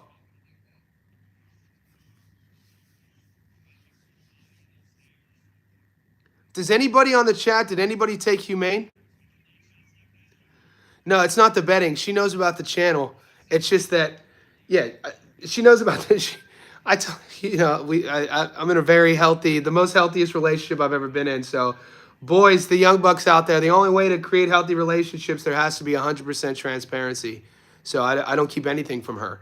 But the last thing I want to do is hang out with my girl and I'm live streaming. You know what I'm saying? I'd rather be with her. So that was my point. What's up, Damu Brat? New Johnny says Boxing Insider. Also, you bet on draw and Humane, Ardo? Did you share that in the group? Oh, this is a good end of the round. Oh, a big left hand. That was a better round and a better way to end it for Gomez. He shows a little bit of life. There's 6 minutes left. Dude, if you got people hyping you up and you got promotional teams around you and you're not prepared, you don't come into a feature fight prepared to go 10 rounds, come on, man. Other than missing weight, there's nothing more unprofessional. Do your goddamn road work. You know what I'm saying? Put the work in. Live like a champion. Live like a samurai. Last night on my Instagram, it's still up. You could go to my story. I shared a book that I read in 2013 that changed my entire life regarding discipline. It was written in the 17th century. It's the journal of Musashi, who was a samurai in Japan. And it was from, I think, 1641. And it got republished maybe 100 maybe 100 years ago. And it's literally just this man who's like a Ronin, like a guy who's not like kind of exiled, and he's just, fighting to the death against the other villagers' best samurais, and he's undefeated, never lost, and he's documenting the way he goes about it. And the way Musashi, the book is called The Book of Five Rings, and some of the quotes in it, burned in my memory. To know the way broadly, you'll see it in all things. So the idea that you master something, if you can master one thing, if you could learn how to, you become like we'll say a black belt in karate, you could become a black belt in anything. You learn how to rewire or, fix an old engine. You learn the systems and the methodology, and you could take that literally with problem solving skills into anything. But more importantly, he talks about living within yourself, living like a samurai, not expecting anything external. When I'm thinking about boxers and I'm thinking about guys who get out of shape in between camps, who drink, who don't live like a pro athlete, and they got, and they make it to this level, and you start seeing them run out of gas in a fight, and then you find out it's because, they're on the bags, on the piss, smoking green, doing all the shit that you were doing as a kid, and it's affecting their performance, and it's just so unprofessional. I'm not saying that's the case. That's not what I'm saying. But this is the 9th round. Gomez does look a little bit better here. He looked better in the 8th. But, when you see guys that don't have the gas tank or they run out of gas, that's a preparation issue. That's you didn't prepare enough. You didn't do that extra 10K. You didn't do that extra 5 hours on the machine. You didn't do that extra deadlift. That bothers me. Then again, I am a bit of a, I'm a coach too, so.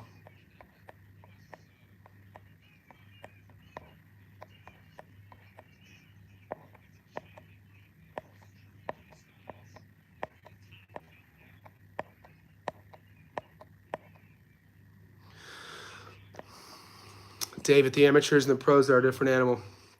Yeah, so the Book of Five Rings is the book. Deontay Humane. Also, I see what you're doing, Ara. I get the reference now. Gomez is coming on, dude. He had a second win. The second win came in the 8th. He's having a better round than 9th. But Ara picked the draw, and he picked the upset. So he's expecting a sort of Deontay Wilder, Luis Ortiz-esque finish.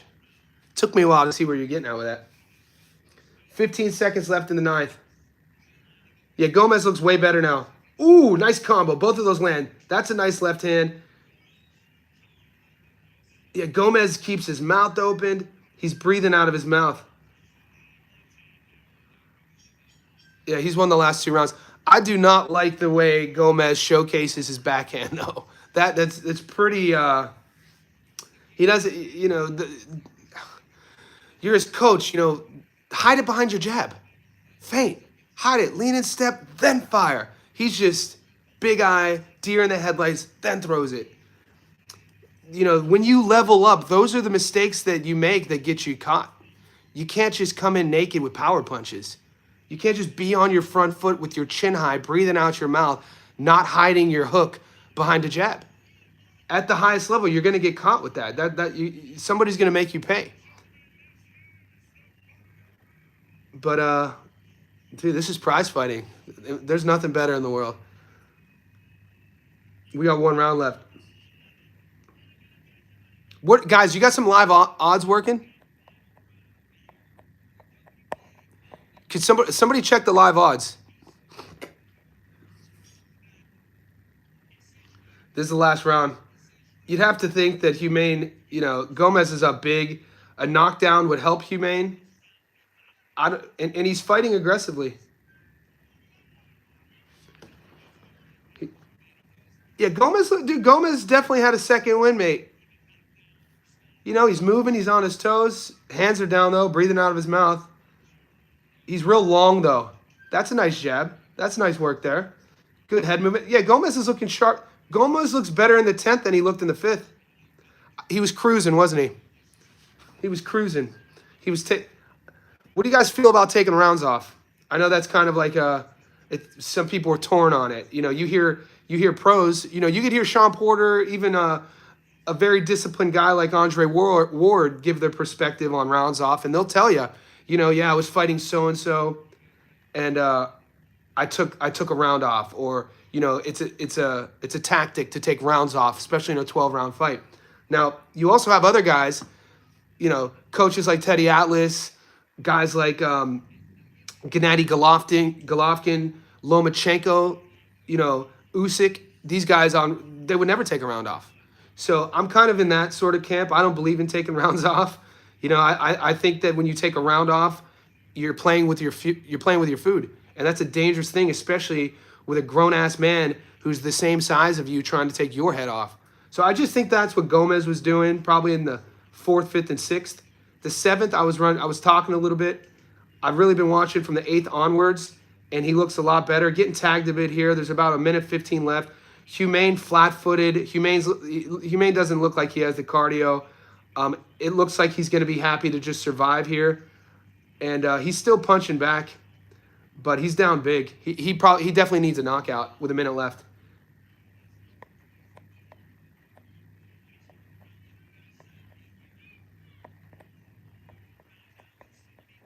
Thanks for giving the live odds. 110.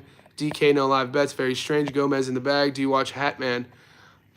Is that a move? I don't know, Hatman. Guys, if you're new to the channel, yeah, this is live. If you're new to the channel, man, and this is nothing against I've never watched content creators. So if you think Hatman is someone worth watching, I'll do it for you, and then I'll make an assessment. But I watch all the fights. I trained my whole life, started fighting when I was 7. I do all the film study, but I don't watch content creators. So if he's good, tell me and I'll watch him. I'm not saying he never took a round off Loma. I'm saying when hearing him speak and his father speak about the philosophy of taking rounds off. Loma got flogged as a slow starter. See, that's different though. Okay. See, slow starting isn't taking a round off. See, I'm talking about mid-fight to save your gas tank. Starting slow to compute data, to register movements and feints, a la the second half of Floyd Mayweather's career. Lomachenko isn't Tank Davis, perfect example, that's not what I mean by taking rounds off. I mean guys who will openly admit, a 12-round fight, 10-round fight, I need to, make sure I have a lot, energy left in the tank later. So I'm going to just, do as minimal work as possible in the maybe fourth or fifth to ensure that to take place. That's what I mean by taking a round off. 6'4" Gomez. I could see that as a fair score. How'd you guys score this? Hatman Strikes Back is like the godfather of boxing news and fight breakdowns. Highly recommended. All right, I'll check him out. Gaz Here's some.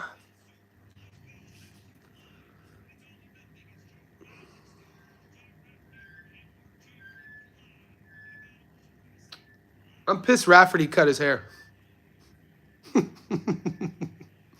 You think, you want that draw so bad. Alex wants that draw.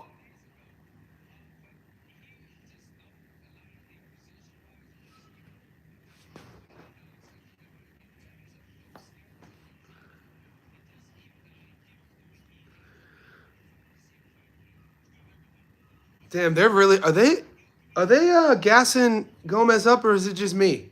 Did they just say are these I don't know if I just heard what I just heard, but did they just say that Gomez has everything?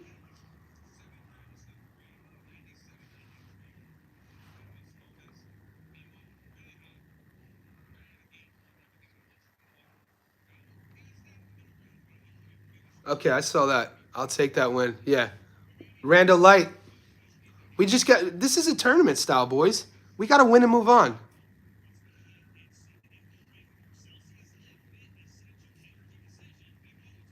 Yeah, that is Bozy in Edwin's corner.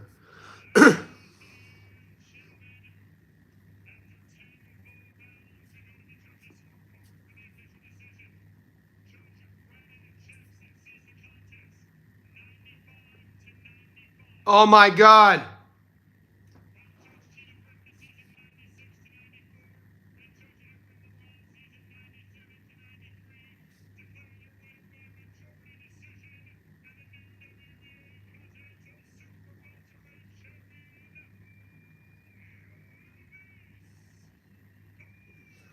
Oh my God.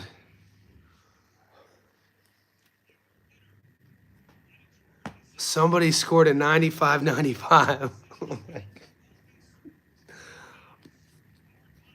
I got to be honest. I didn't watch the first 5 rounds though. I was with you boys. I watched round one, and then I was off on tangents until I started seeing it get close. So maybe was 95-95 a fair call?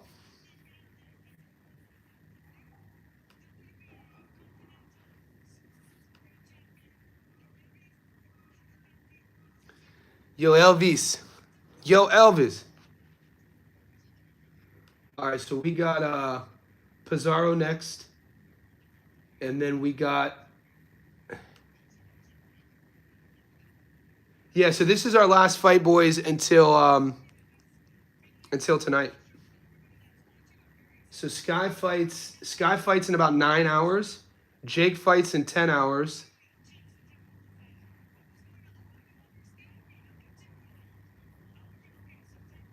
Jack fights tomorrow. All right, so we got one more fight. I'm gonna keep it on. I need a one judge drunk to score it. What's up, MMA Better? Yeah, this is a question, man. I don't know if it's my fault. I've covered this ad nauseum. MMA Better. I got Sky to stop her. I took Sky at 225. The odds crashed to 140. I got insider information. I've said it at nauseum.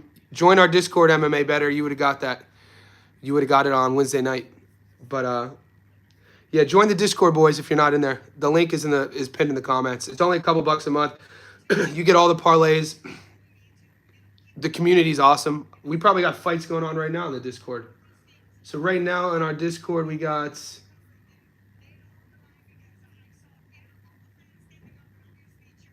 oh yeah, the boys are Gomez, Ruby Ranks. Who's in this boy? We got one more fight, guys.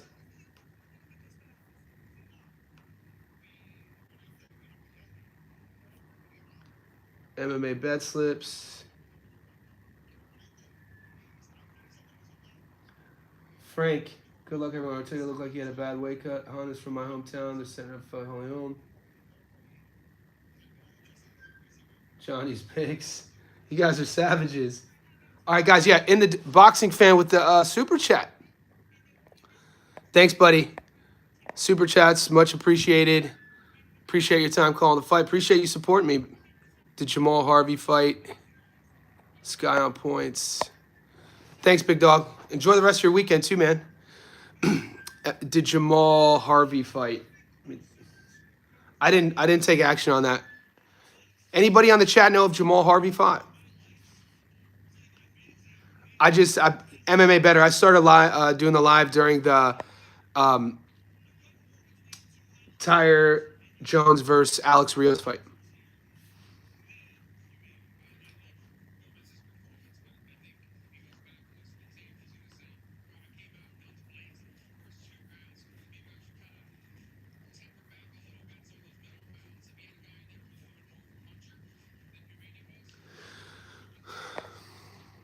Yeah, go eat dinner.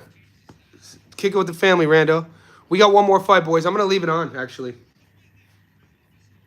We got John Paul Rivera versus Pizarro. That fight's going on any minute. I'll leave it on for this. Be right back. I believe he's fighting next. Daniel Bailey. Jinru. Daniel Bailey is fighting John Paul Rivera. I think he asked, maybe I missed something. He's asked about Jamal Harvey. Gaz, here's some. What's up, buddy? Thanks for the super chat, brother. From New Zealand, Kiwi. Prime Povetkin versus Prime Hrgovic. Ooh. I love this. This question instantly tells me that you watch boxing. I think people sleep on Hrgovic. I do. Is he in his prime now? Hrgovic? He's only what, early 30s? Prime Povetkin? I'd like to see the fight. It's tough for me to call that one. Hrgovic just won me a bunch of money. Who do you like in that one, guys? Povetkin versus Hrgovic. I don't know. Why? I might lean with Povetkin. And when is Hrgovic's prime? Are we? I think Are we still waiting on Hrgovic's prime? You know, because sometimes in the heavyweight division, the prime comes a little bit later. Jamal's next, maybe. Okay, then you know what happened, MMA Better? Probably on my book. Because my book says that John Paul Rivera is next, but I didn't bet on Jamal.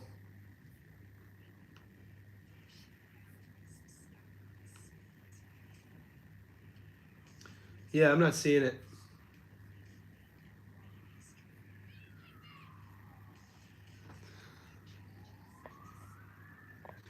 I had Gomez TKO knockout on a slip and decided against it.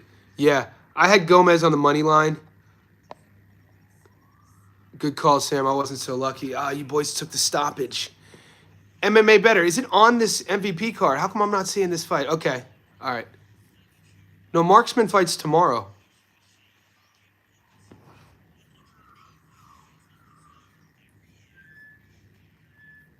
Doesn't Mark... Am I tripping?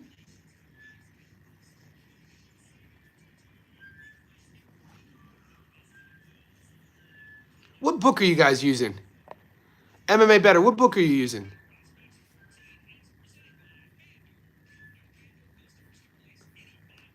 Because Sportsbet didn't even give me that. Gas here, some here. True. I like the fantasy match. Hrgovic Prime versus Zhang. He did win fair and square. I take Bob split decision war. I'd like to see it too. Okay, so MMA Better. I'm gonna float over there real quick then. Bet 365.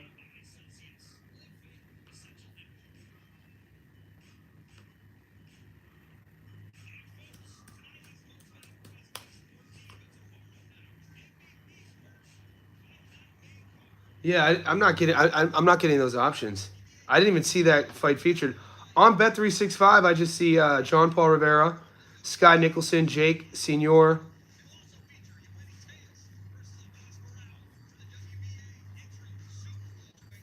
Oh well, we have another fight then.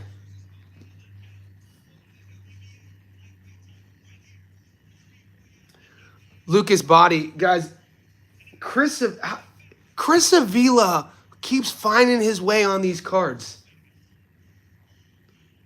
This is I'm not I don't talk shit about fighters, but god damn it. Remember one of the worst boxing matches I've ever seen in my life. Because Chris Avila is part of the Scrap Pack. You know, he's with, you know, Nick Diaz, Gilbert, Jake. And he tried his hands at MMA. He does all of it, but his boxing style, mate. Will I cover Paul versus Tank? Hell no. No way, dude. I don't cover exhibition fights. So yeah, I'm not gonna cover it at all. Harvey versus Del Aguilar. There's 3 fights remaining. What I got from your comment was Loma stopped people in 6 rounds, so that means he doesn't take rounds off. I missed your point because the topic was so-so fighters taking rounds off. Huh.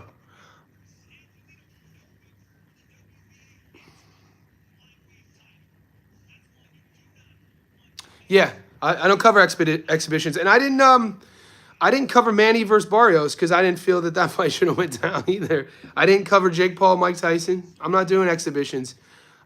I don't look. It's a sexy sort of perspective. I know a lot.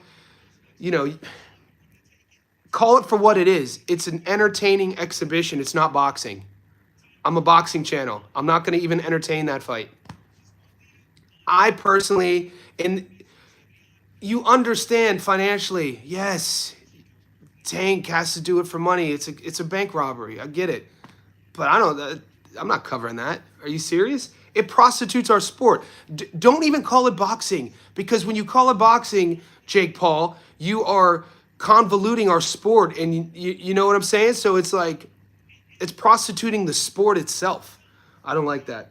I don't like that at all. That bothers me. Tank Davis has never fought a world champion within his division either. That's another thing that bothers me. You know, I'm an old head. I want to see unification fights. He's acting like him and Roach don't have unfinished business. You know what I'm saying? That's not even my point, though. The point is, At 135, you're the face of boxing. You've never fought a current world champion in your division. What are you talking about? Then again, I grew up watching like Duran and Leonard. I grew up watching Hagler. I grew up watching, the Arturo Gotti's and Mickey Ward's, Chico Corrales fighting everybody, Luis Castillo. The list goes on and on. When my favorite fighter as a kid is a guy like Chico Corrales, and now in this era, I'm dealing with a guy like Tank Davis. I'm like, dude, get out of here, mate. What are you doing? Get out of here. Take your money and run. I'm not going to cover you on, like, it's weird. He's a weirdo too. Like, Tank Davis is a creepy dude. Like, he's a weirdo. I wouldn't leave him in a room with my nieces, or like he's just an odd dude, man. And we all have our story.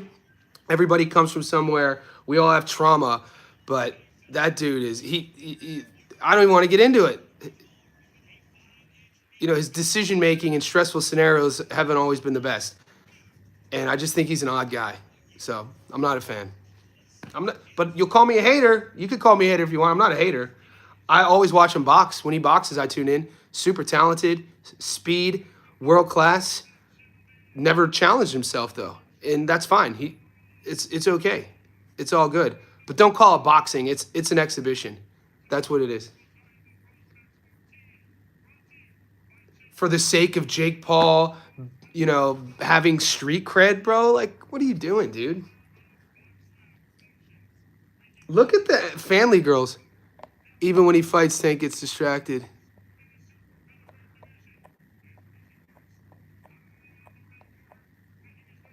I've always said this though, boys. Like, this isn't something that it's not anything new. The longer you're on my channel, like, this is who I am. Like, if you hang out with me in real life, if you've known me since we were kids, I'm not. This is just, there's you got to stand for something. Boxing has been in my life since I was a kid. You know what I mean? Since I was a little boy.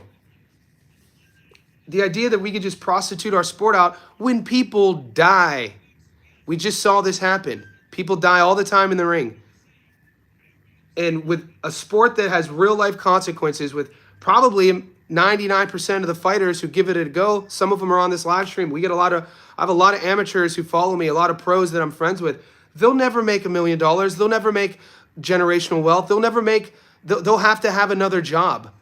And so when you have a guy based off of influence that could just come around and prostitute our sport, it's disgusting. And then big influencers or big boxing channels have to stay in line and stay in the pocket and, yeah, but get that bag though. He's getting his bag and, he's doing great for the sport. No, it's not, man. It's not great for the sport. It's not.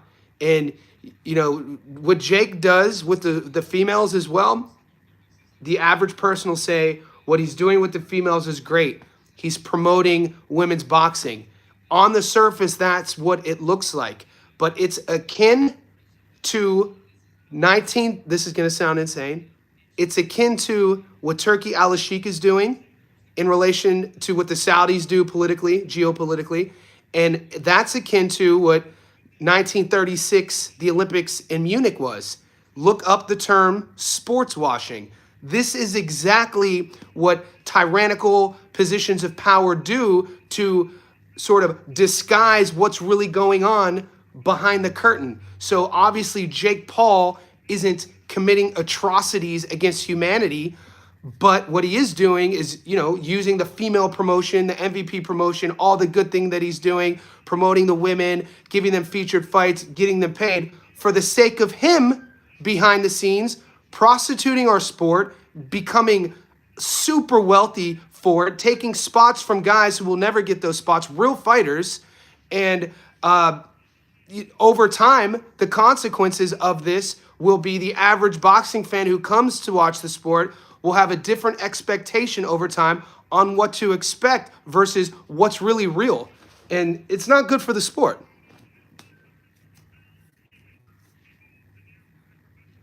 The worst part about it is he grew like he's a Northeast Ohio guy, and I'm a loyalist by fault. He grew up like 40 minutes from me, so usually I support anybody who, comes from where I'm from to a fault. And I used to support, but it's tough to support him now. You know, the last few years, and just how he go, the disrespect too. I do, man. There's the disrespect, dude. And you know, he's selling a fight. It's like go sell your. You know, what did he become famous? Influence becoming famous for what? Pranking people online, being on the Disney Channel, having the million for what though? It's a tough one for me. Like for Paulie Spadafora, for instance, the Pittsburgh Kid, one of my all-time favorite southpaws. In the realm of southpaws, my goat ever will always be Pernell Whitaker. But you know, I put Sweet Pea here, and then right below Sweet Pea, man, I put Paulie Spadafora, dude. Retired 49-1. Never got a big fight. You know, bit of a madman outside the ring. You know, he did shoot his fiance in Pittsburgh. Oh my God, he's a lunatic. But he never got, you know, never was promoted. Never, you know, I mean, I hope I follow his YouTube. You know, you could tell he carries that with him. There's guys that, you know, risk their whole careers and never get that shot. And some of them who, you know, Emmanuel Augustus, a guy whose record is insane. You guys know him as the Drunken Master, but this guy never had a promotional company. Nobody marketed him. Nobody defended him. He had no team, and his whole career, he just had to put his hand up to fight everybody. And most of those fights were without camps. All of those fights were the B-side. At least you could go down his box rec. At least 10 losses you could find that were clear one-sided victories for him. But because he was the B-side in a very corrupt political sport on that end, you know, his record is what it is. So you have, dude, the sport is filled with these guys, and you got this guy, a YouTuber, Disney Channel kid, who's prostituting our sport. It's horrible.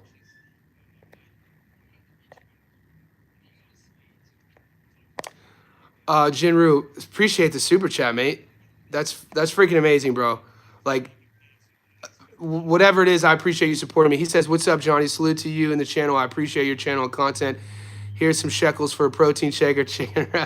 Mate, dude, you're a beast. I appreciate the support. Thank you for that, brother. Jinru, let's go. Guys, so we got Harvey and Del Aguilar.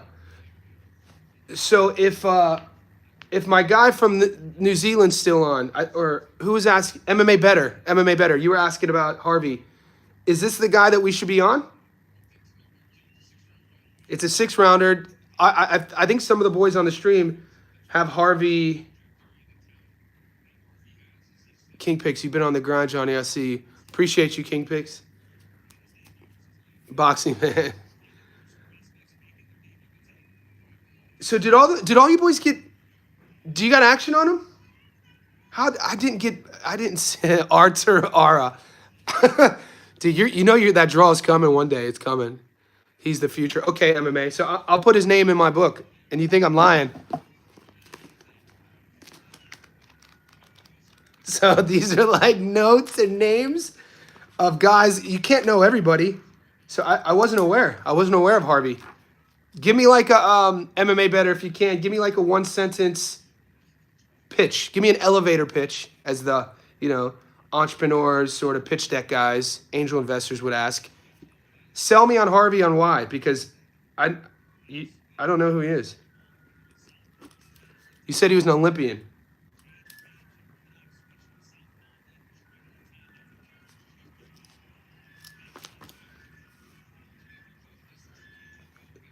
His reflexes, mate. His reflexes look great. Obviously he's shorter. Is this his natural division? Oh, that overhand's nasty. He's gonna stop him. His speed is crazy. Oh, that counter's nice. His vision is good. His punch selection. He's aggressive. All right. Yeah, this fight's gonna get stopped. Is this how Harvey fights? Like what we're seeing here, is this what to expect? This really fast, twitchy, aggressive, athletic guy who's on his front foot with good vision? Because I like the eyes. You know, you could take all the optics look good, the physicality, the athleticism. The thing that jumps out of that round for me is his vision.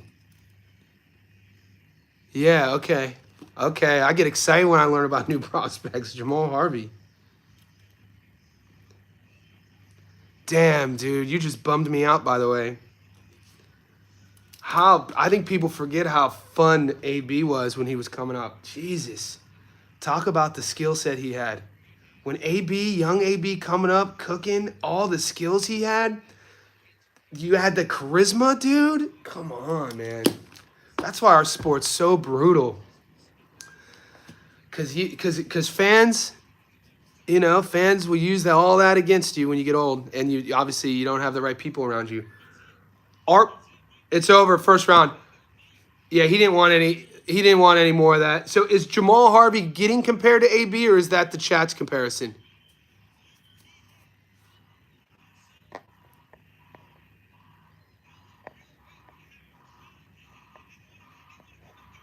Yeah, he didn't want. How old is he? How old is Jamal Harvey? He got the old school Denver Bronco colors on too. Oh, there's his family. Look how happy they are. I love it, dude. When you hear guys online talking about breaking down fights and talking about fighters, and they talk about the energy a fighter brings, this is what we're talking about. And here's Jake Paul. This is what we're talking about. That energy he has, not like how fast is he, but you could just see it coming out of him. That's that youthful piss and vinegar my old coach used to say. Chaz V, Johnny, do you like marksman decision? I do. Chaz V, I got both of those guys. No, on the money line though. Chaz, for the Discord and for my channel, I do every week I do that long parlay, so I put the bets in early, and because I put them in early, I don't get the options for decisions. So the only method of victory I have in boxing this week is I got Sky by stoppage at 225. No, that was my comparison. He's from Maryland and is close to Tank's camp. He fell one fight short of the bronze, but he was a gold medal hopeful. Okay, Mar. Okay, I like the comparison. Is this his natural division? Is this where he fights?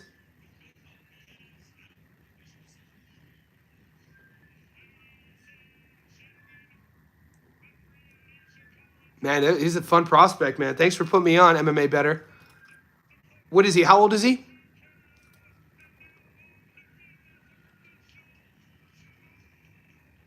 Was that his debut? Oh, we just watched his debut? Ah, that's nice. All right, now we get to document him. MMA Better, man. Hats off to you, bro. Because on a side note, one of my favorite things to do, as a student of the game, is to catch prospects early, making a pro debut, and then just kind of document their career. And I didn't even know about them. I didn't. I mean, I left America in 2013. You know what I'm saying? And it's tough to stay kind of connected to the amateur scene in America. I know more about the Aussie amateur scene now than I do about the American amateur scene. He competed at 26 in the Amis, but he debuted at 30. Mark thought on Lucas' body. You never saw him on your parlay. I have body on a parlay, Mark. I do. I think I do. I'll double check. I think body should win, but I think Lucas' body is going to be in a closer fight than people think. That's all I'm going to say. He competed 26. He debuted at 30. Okay, so he's probably gonna campaign at 30.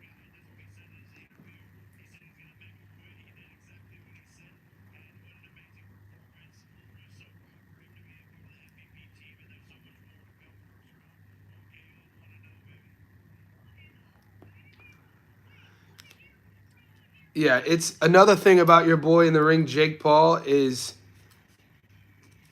it's not a shocking thing to suggest, and you don't have to be too brilliant to see that his lack of authenticity, his lack of willingness to be vulnerable, his lack of showing other people their skills, their strengths, the ability to say anything authentically positive about anybody, that's who he is. You can see it. That's who he is, and this is why his, I think who wrote the book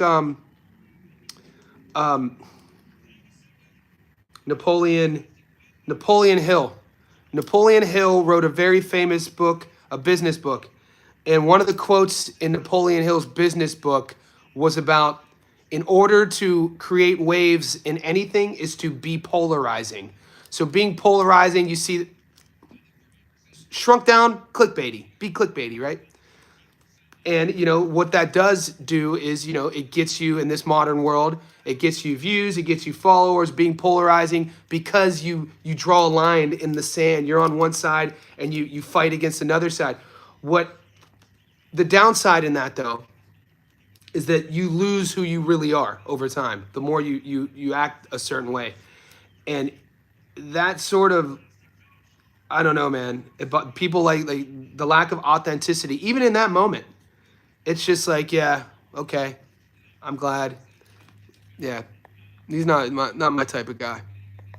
Keep an eye on Marcus Luther, Sam Ellis Bay, and Joseph Emangoya, some of the top American. Marv, funny you say that. I'm just going against what I said then about. I did a feature on Marcus and his brother, the Luthers. There's a couple. William. So William Luther is a nice amateur too. I think it's Marcus's brother. I did a feature on them like 3 years ago, because of the story I did on Joseph Brown. So Joseph Brown, he's been on my channel before. He's 18. I'm friends with his dad. He put me on to Marcus and William Luther. Salim Ellis Bey, I just saw him. He's out of Philly. He's a Philly guy.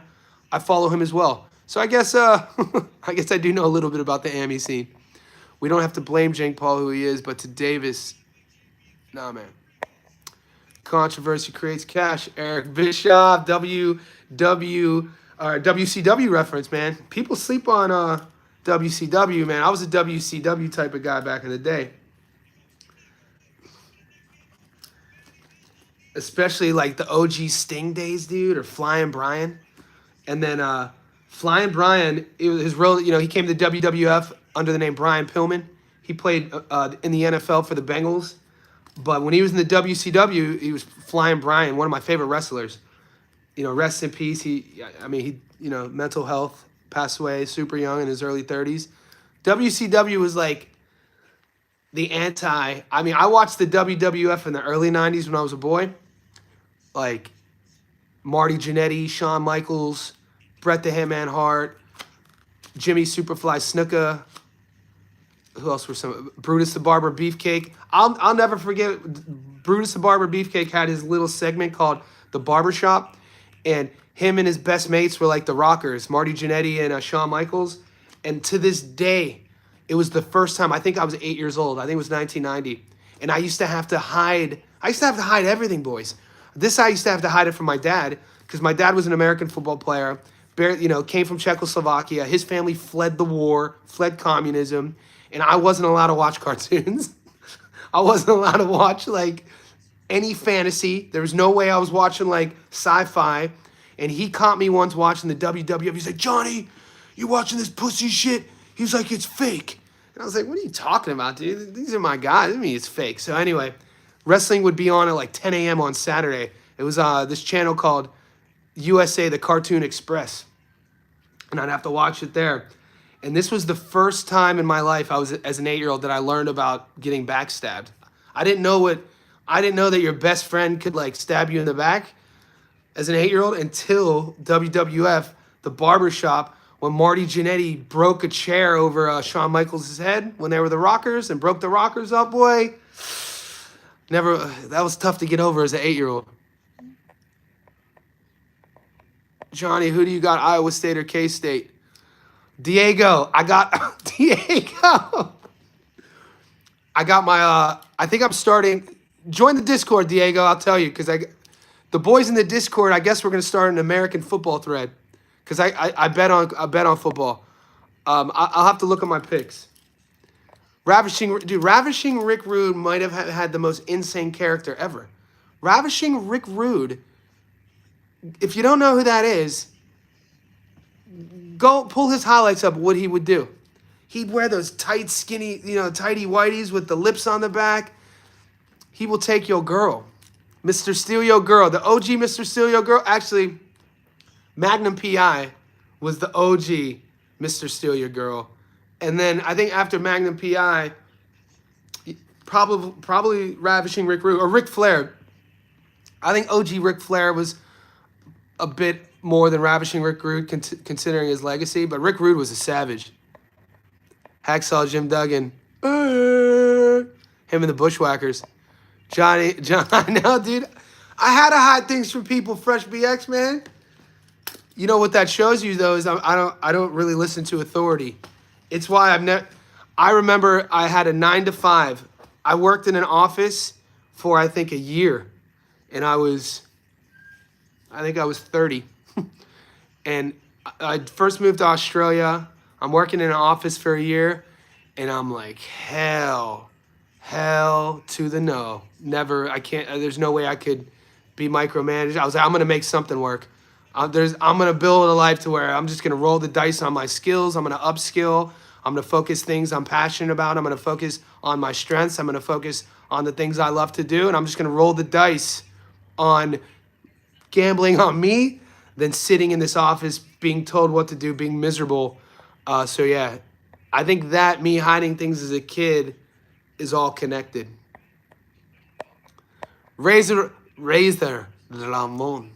Dude, Tito Santana. What you know about Tito Santana? See, you guys bringing up all these old wrestlers. Now my memories reminded me. Tito Santana. Tito was my guy, dude. Dude, OG Triple H. When Triple H was Hunter Hearst Helmsley, and he would come out to the Ode to Joy.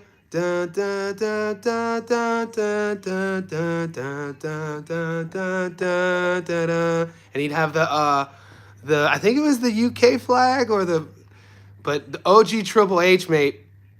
Hunter Hearst Helmsley was my guy. Forgot about Macho Man Randy Savage. Oh, the GOAT. There goes that word again, gamble. Who remembers New Jack and ECW? New Jack. I don't know if I ever watched ECW. The only wrestling shows I remember watching are WWF and WCW. Was New Jack... Why did I think New Jack was... Did he fight in the WWF? Who was the dude in the WWF who would come out, black dude, and it was before The Rock had taken off. He was the guy that was supposed to be The Rock. He was in The Rock's clan. It was the New World... not Ahmed Johnson. He'd come out and he'd be real twitchy. And his walk, he'd be like... Yes. Yes. Who was the dude in Nation Domination? Captain Lou Albano's River. D-Lo. Koki. Did we just become best friends?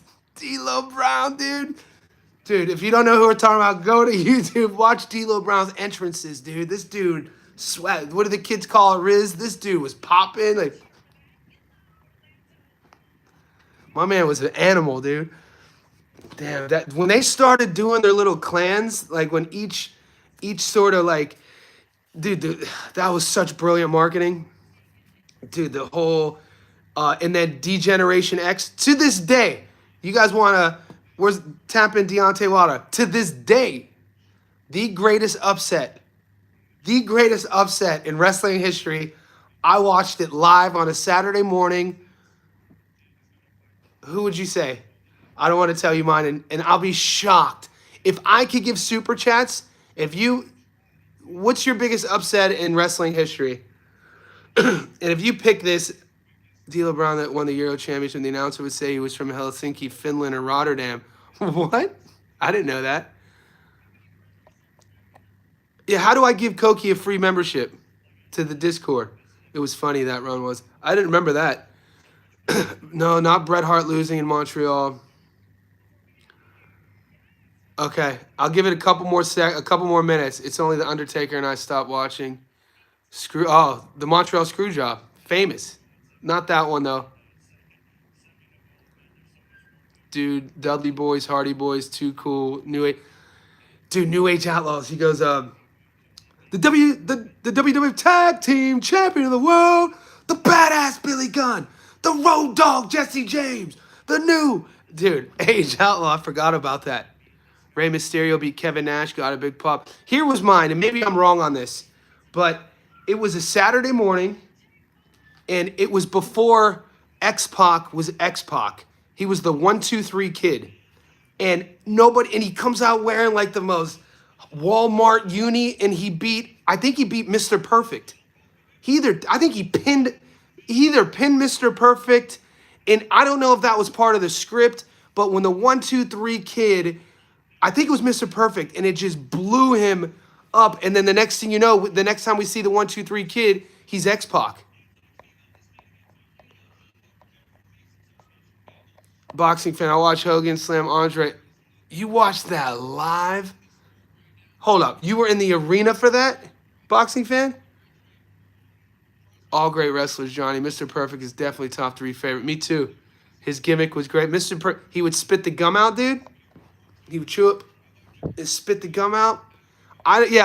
When he had to turn into Kurt Hennig when he left, Mr. Perfect, the perfect plex, dude. Come on.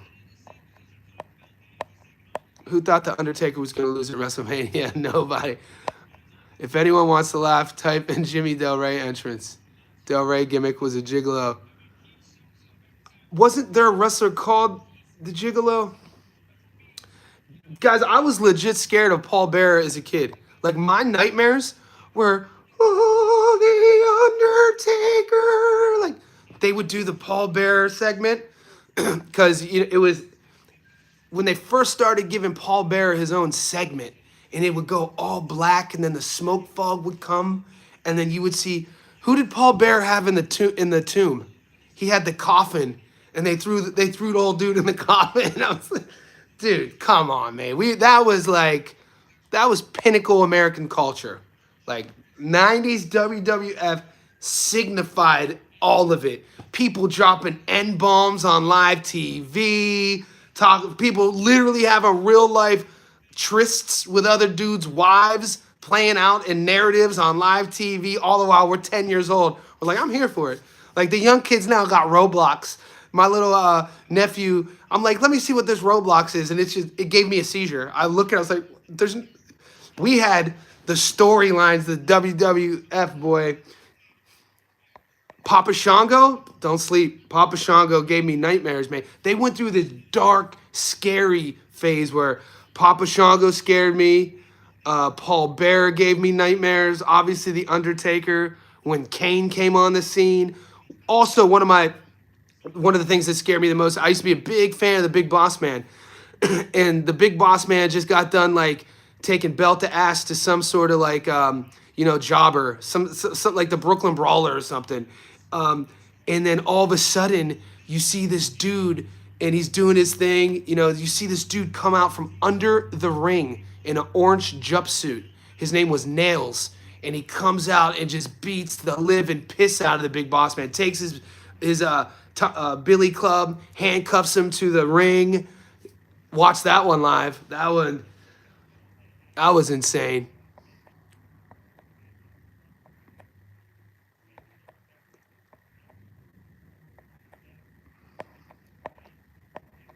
I remember when Undertaker threw Mankind off the hell. Mankind, I think, still wrestles on the low key. Every now and again, I'll still throw my towel. Yes, I remember I used to spit in the gum like Miss Beacon Treather live broadcast. Uncle took me when I was 7, dude. That's a great uncle. That theater was weed smoke. That's when you first got high, boxing fan, as a 7-year-old. Paul Bearer was scary as hell. It's crazy how they got into these characters. It was said Undertaker would even act like the Undertaker when he was traveling the airport. Kayfabe was legit back then. They had to stay. I guess allegedly Ric Flair was like in debt. Like he had to get loans out from like loan sharks. And then for years would have to wrestle the debt off, all because he was taking private jets and fucking throwing money away, literally sleeping with prozzies. Like, literally, kayfabe. Kane said a WWF employee on fire. They wonder why. And this is why probably the generation we come from, we're not really getting offended at too much. You know what I'm saying? I ain't going to really get offended by, using inappropriate names or like, this is what we grew up to. Watching watching Big Boss Man get that ass beat, handcuffed by somebody who broke out of jail. Boy, you know how afraid I was to go to prison? I was afraid. I tell my girlfriend this, she's sheltered life. I love her for her sheltered life for that, by the way. Youngstown, Ohio in the 80s and 90s were a bit different. And so my two biggest fears when I was 8 years old, this is no lie, was getting AIDS and then going to prison for life as an 8-year-old. True story. I tell Chrissy that. She's like, what do you mean? Getting AIDS? I was like, you have no idea. We would come home from school. It's burned into my memory. They had this after school special on TV about Adam and his 4 friends. And Adam wore a New York Yankees baseball cap. They were 4 friends in like Brooklyn. And these were like 20-minute shows, after school special, the more you know sort of thing. And Adam and his boys did Blood Brothers, and they cut their finger, and then one of them got AIDS. And I was like, what?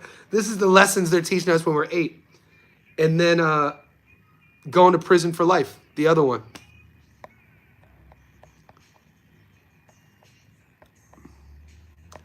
Yokozuna, the Road Warriors, and Jimmy Snuka. Oh, Jimmy Superfly Snuka, the OG.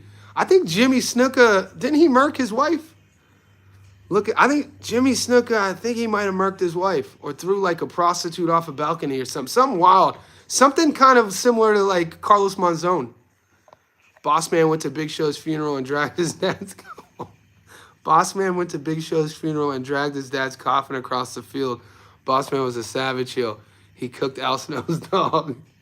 I didn't know that. They made Kane seem like he had a meta powers with his fire and setting dudes on fire. I remember Kane set Jim Ross on fire. I don't remember these. I'm back, boys. Rice. Oh, Rando, you missed a lot, mate. By the time Rando left at like the 32-minute mark, we're 90 minutes in talking strictly WWF. It doesn't matter. We are the world music days. AIDS was big back in the day. Yes. AIDS was big. Big AIDS. Yeah. AIDS was real big. DJ HD's, damn, what the fuck he did. Jimmy definitely did something like that and got away. I remember reading it. Yeah. Snickerfly. Jimmy, he was a hero of mine. Is this dude, does he, oh. All right, guys, hot take. When's the last time you saw one of Mustafa's fighters win a fight? That's all I'm going to say. Goat's probably not on this live stream because Goat's probably training or boxing. It's Friday night with you boys. DJ Green. Oh, bro, we've been on live for 90 minutes. It's been crazy out here. We just went on an hour chat about the WWF. But when's the last time one of Mustafa, the coach out of Atlanta, when is the last time one of his fighters won a fight? And he has a big online, am I missing something? He has a huge online following and a huge online presence. And when you watch his fighters fight, and hopefully this fight goes a couple rounds, we get to hear his corner work. It's some of the things he says to his fighters is insane. Oh, Elizabeth was a dime piece. We lost a lot, dude. Our whole era passed away. Like, look at the, like, no comment. Oh, Corey should win, though. All right, so Corey, they got one. All right, if Corey...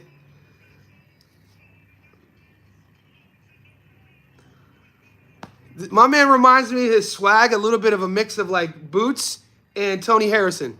Just the swag. Now, I'm not saying optic, like, what his face looks like, but you put together, like, the shimmy, the glasses, I see, like, a mix of Tony and a mix of Boots. If you put Tony and Boots together, you got my man Corey. I ain't mad at it either. Bro, WF was my shit for some reason. When I started to lose my teeth, it would be on a Wednesday watching SmackDown. The Rock, Stone Cold, Triple H. Yeah, you missed all of it, mate. We was on it. We talked about it. Tank went to him immediately after Roach. Okay, that's probably why he's... Okay, that's probably why I heard of him then. But we were live streaming over the last 6 weeks a lot of these domestic level American fight cards. The one in Atlanta, I think on one card, Mustafa had, I think, 3 guys on the card and they all lost. I know Mustafa, some of his guys came from Georgia to the Bronx for sparring. He's more of a guy that mentor, right? He's more of a guy that gets kids off the streets and tries to get nice. Okay.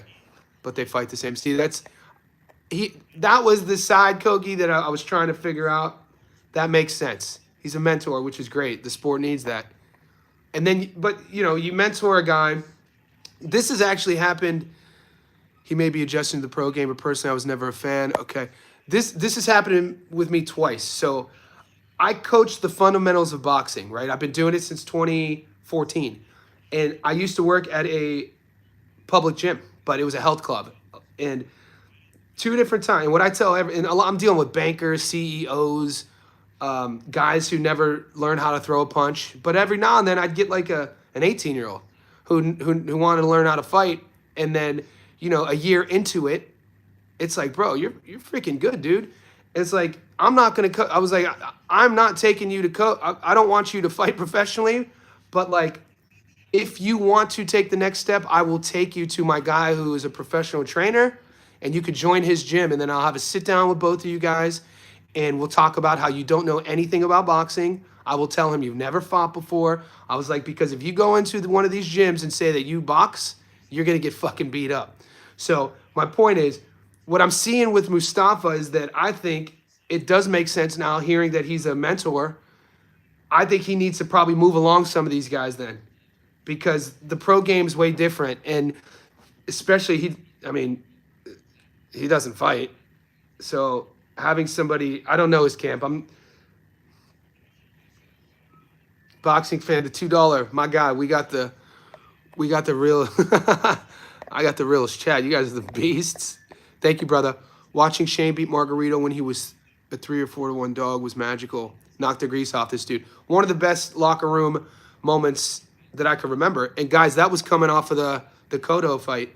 But Shane, the camp knew, man. That's good on Shane's camp. That's good communication, seeing what took place. Do you remember Cotto looking at his trainer after the 3rd round?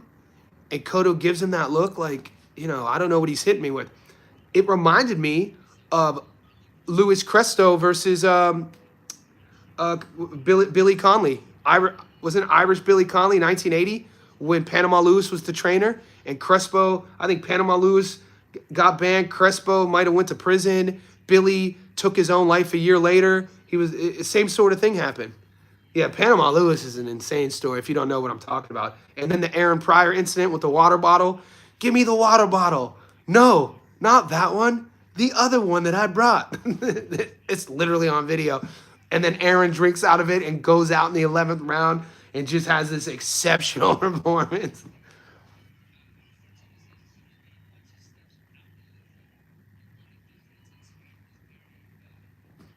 Guys, it's 11:45. So to give you some insights, my girlfriend's name's Christina.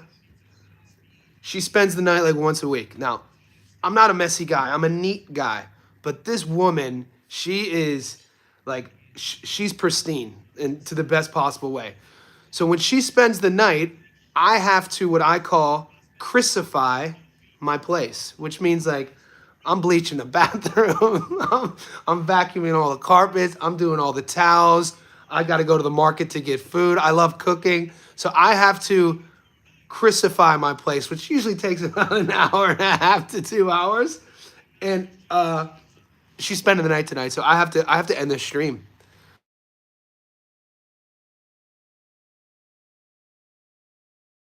I gotta run. She's literally, we're so connected, her and I. I love that girl to death. She's calling as I speak. But boys, 90 minutes. Thanks for hanging out with me. Good luck on this fight. Good luck on the main event. I'm gonna put the UFC picks in the Discord. And if you haven't joined already, click the link. I call it hoteling my place, Louie. Yeah, I like it. All right, boys. My birthday's in April, Rando. April 27th. I'm a Taurus. But I'll see you boys.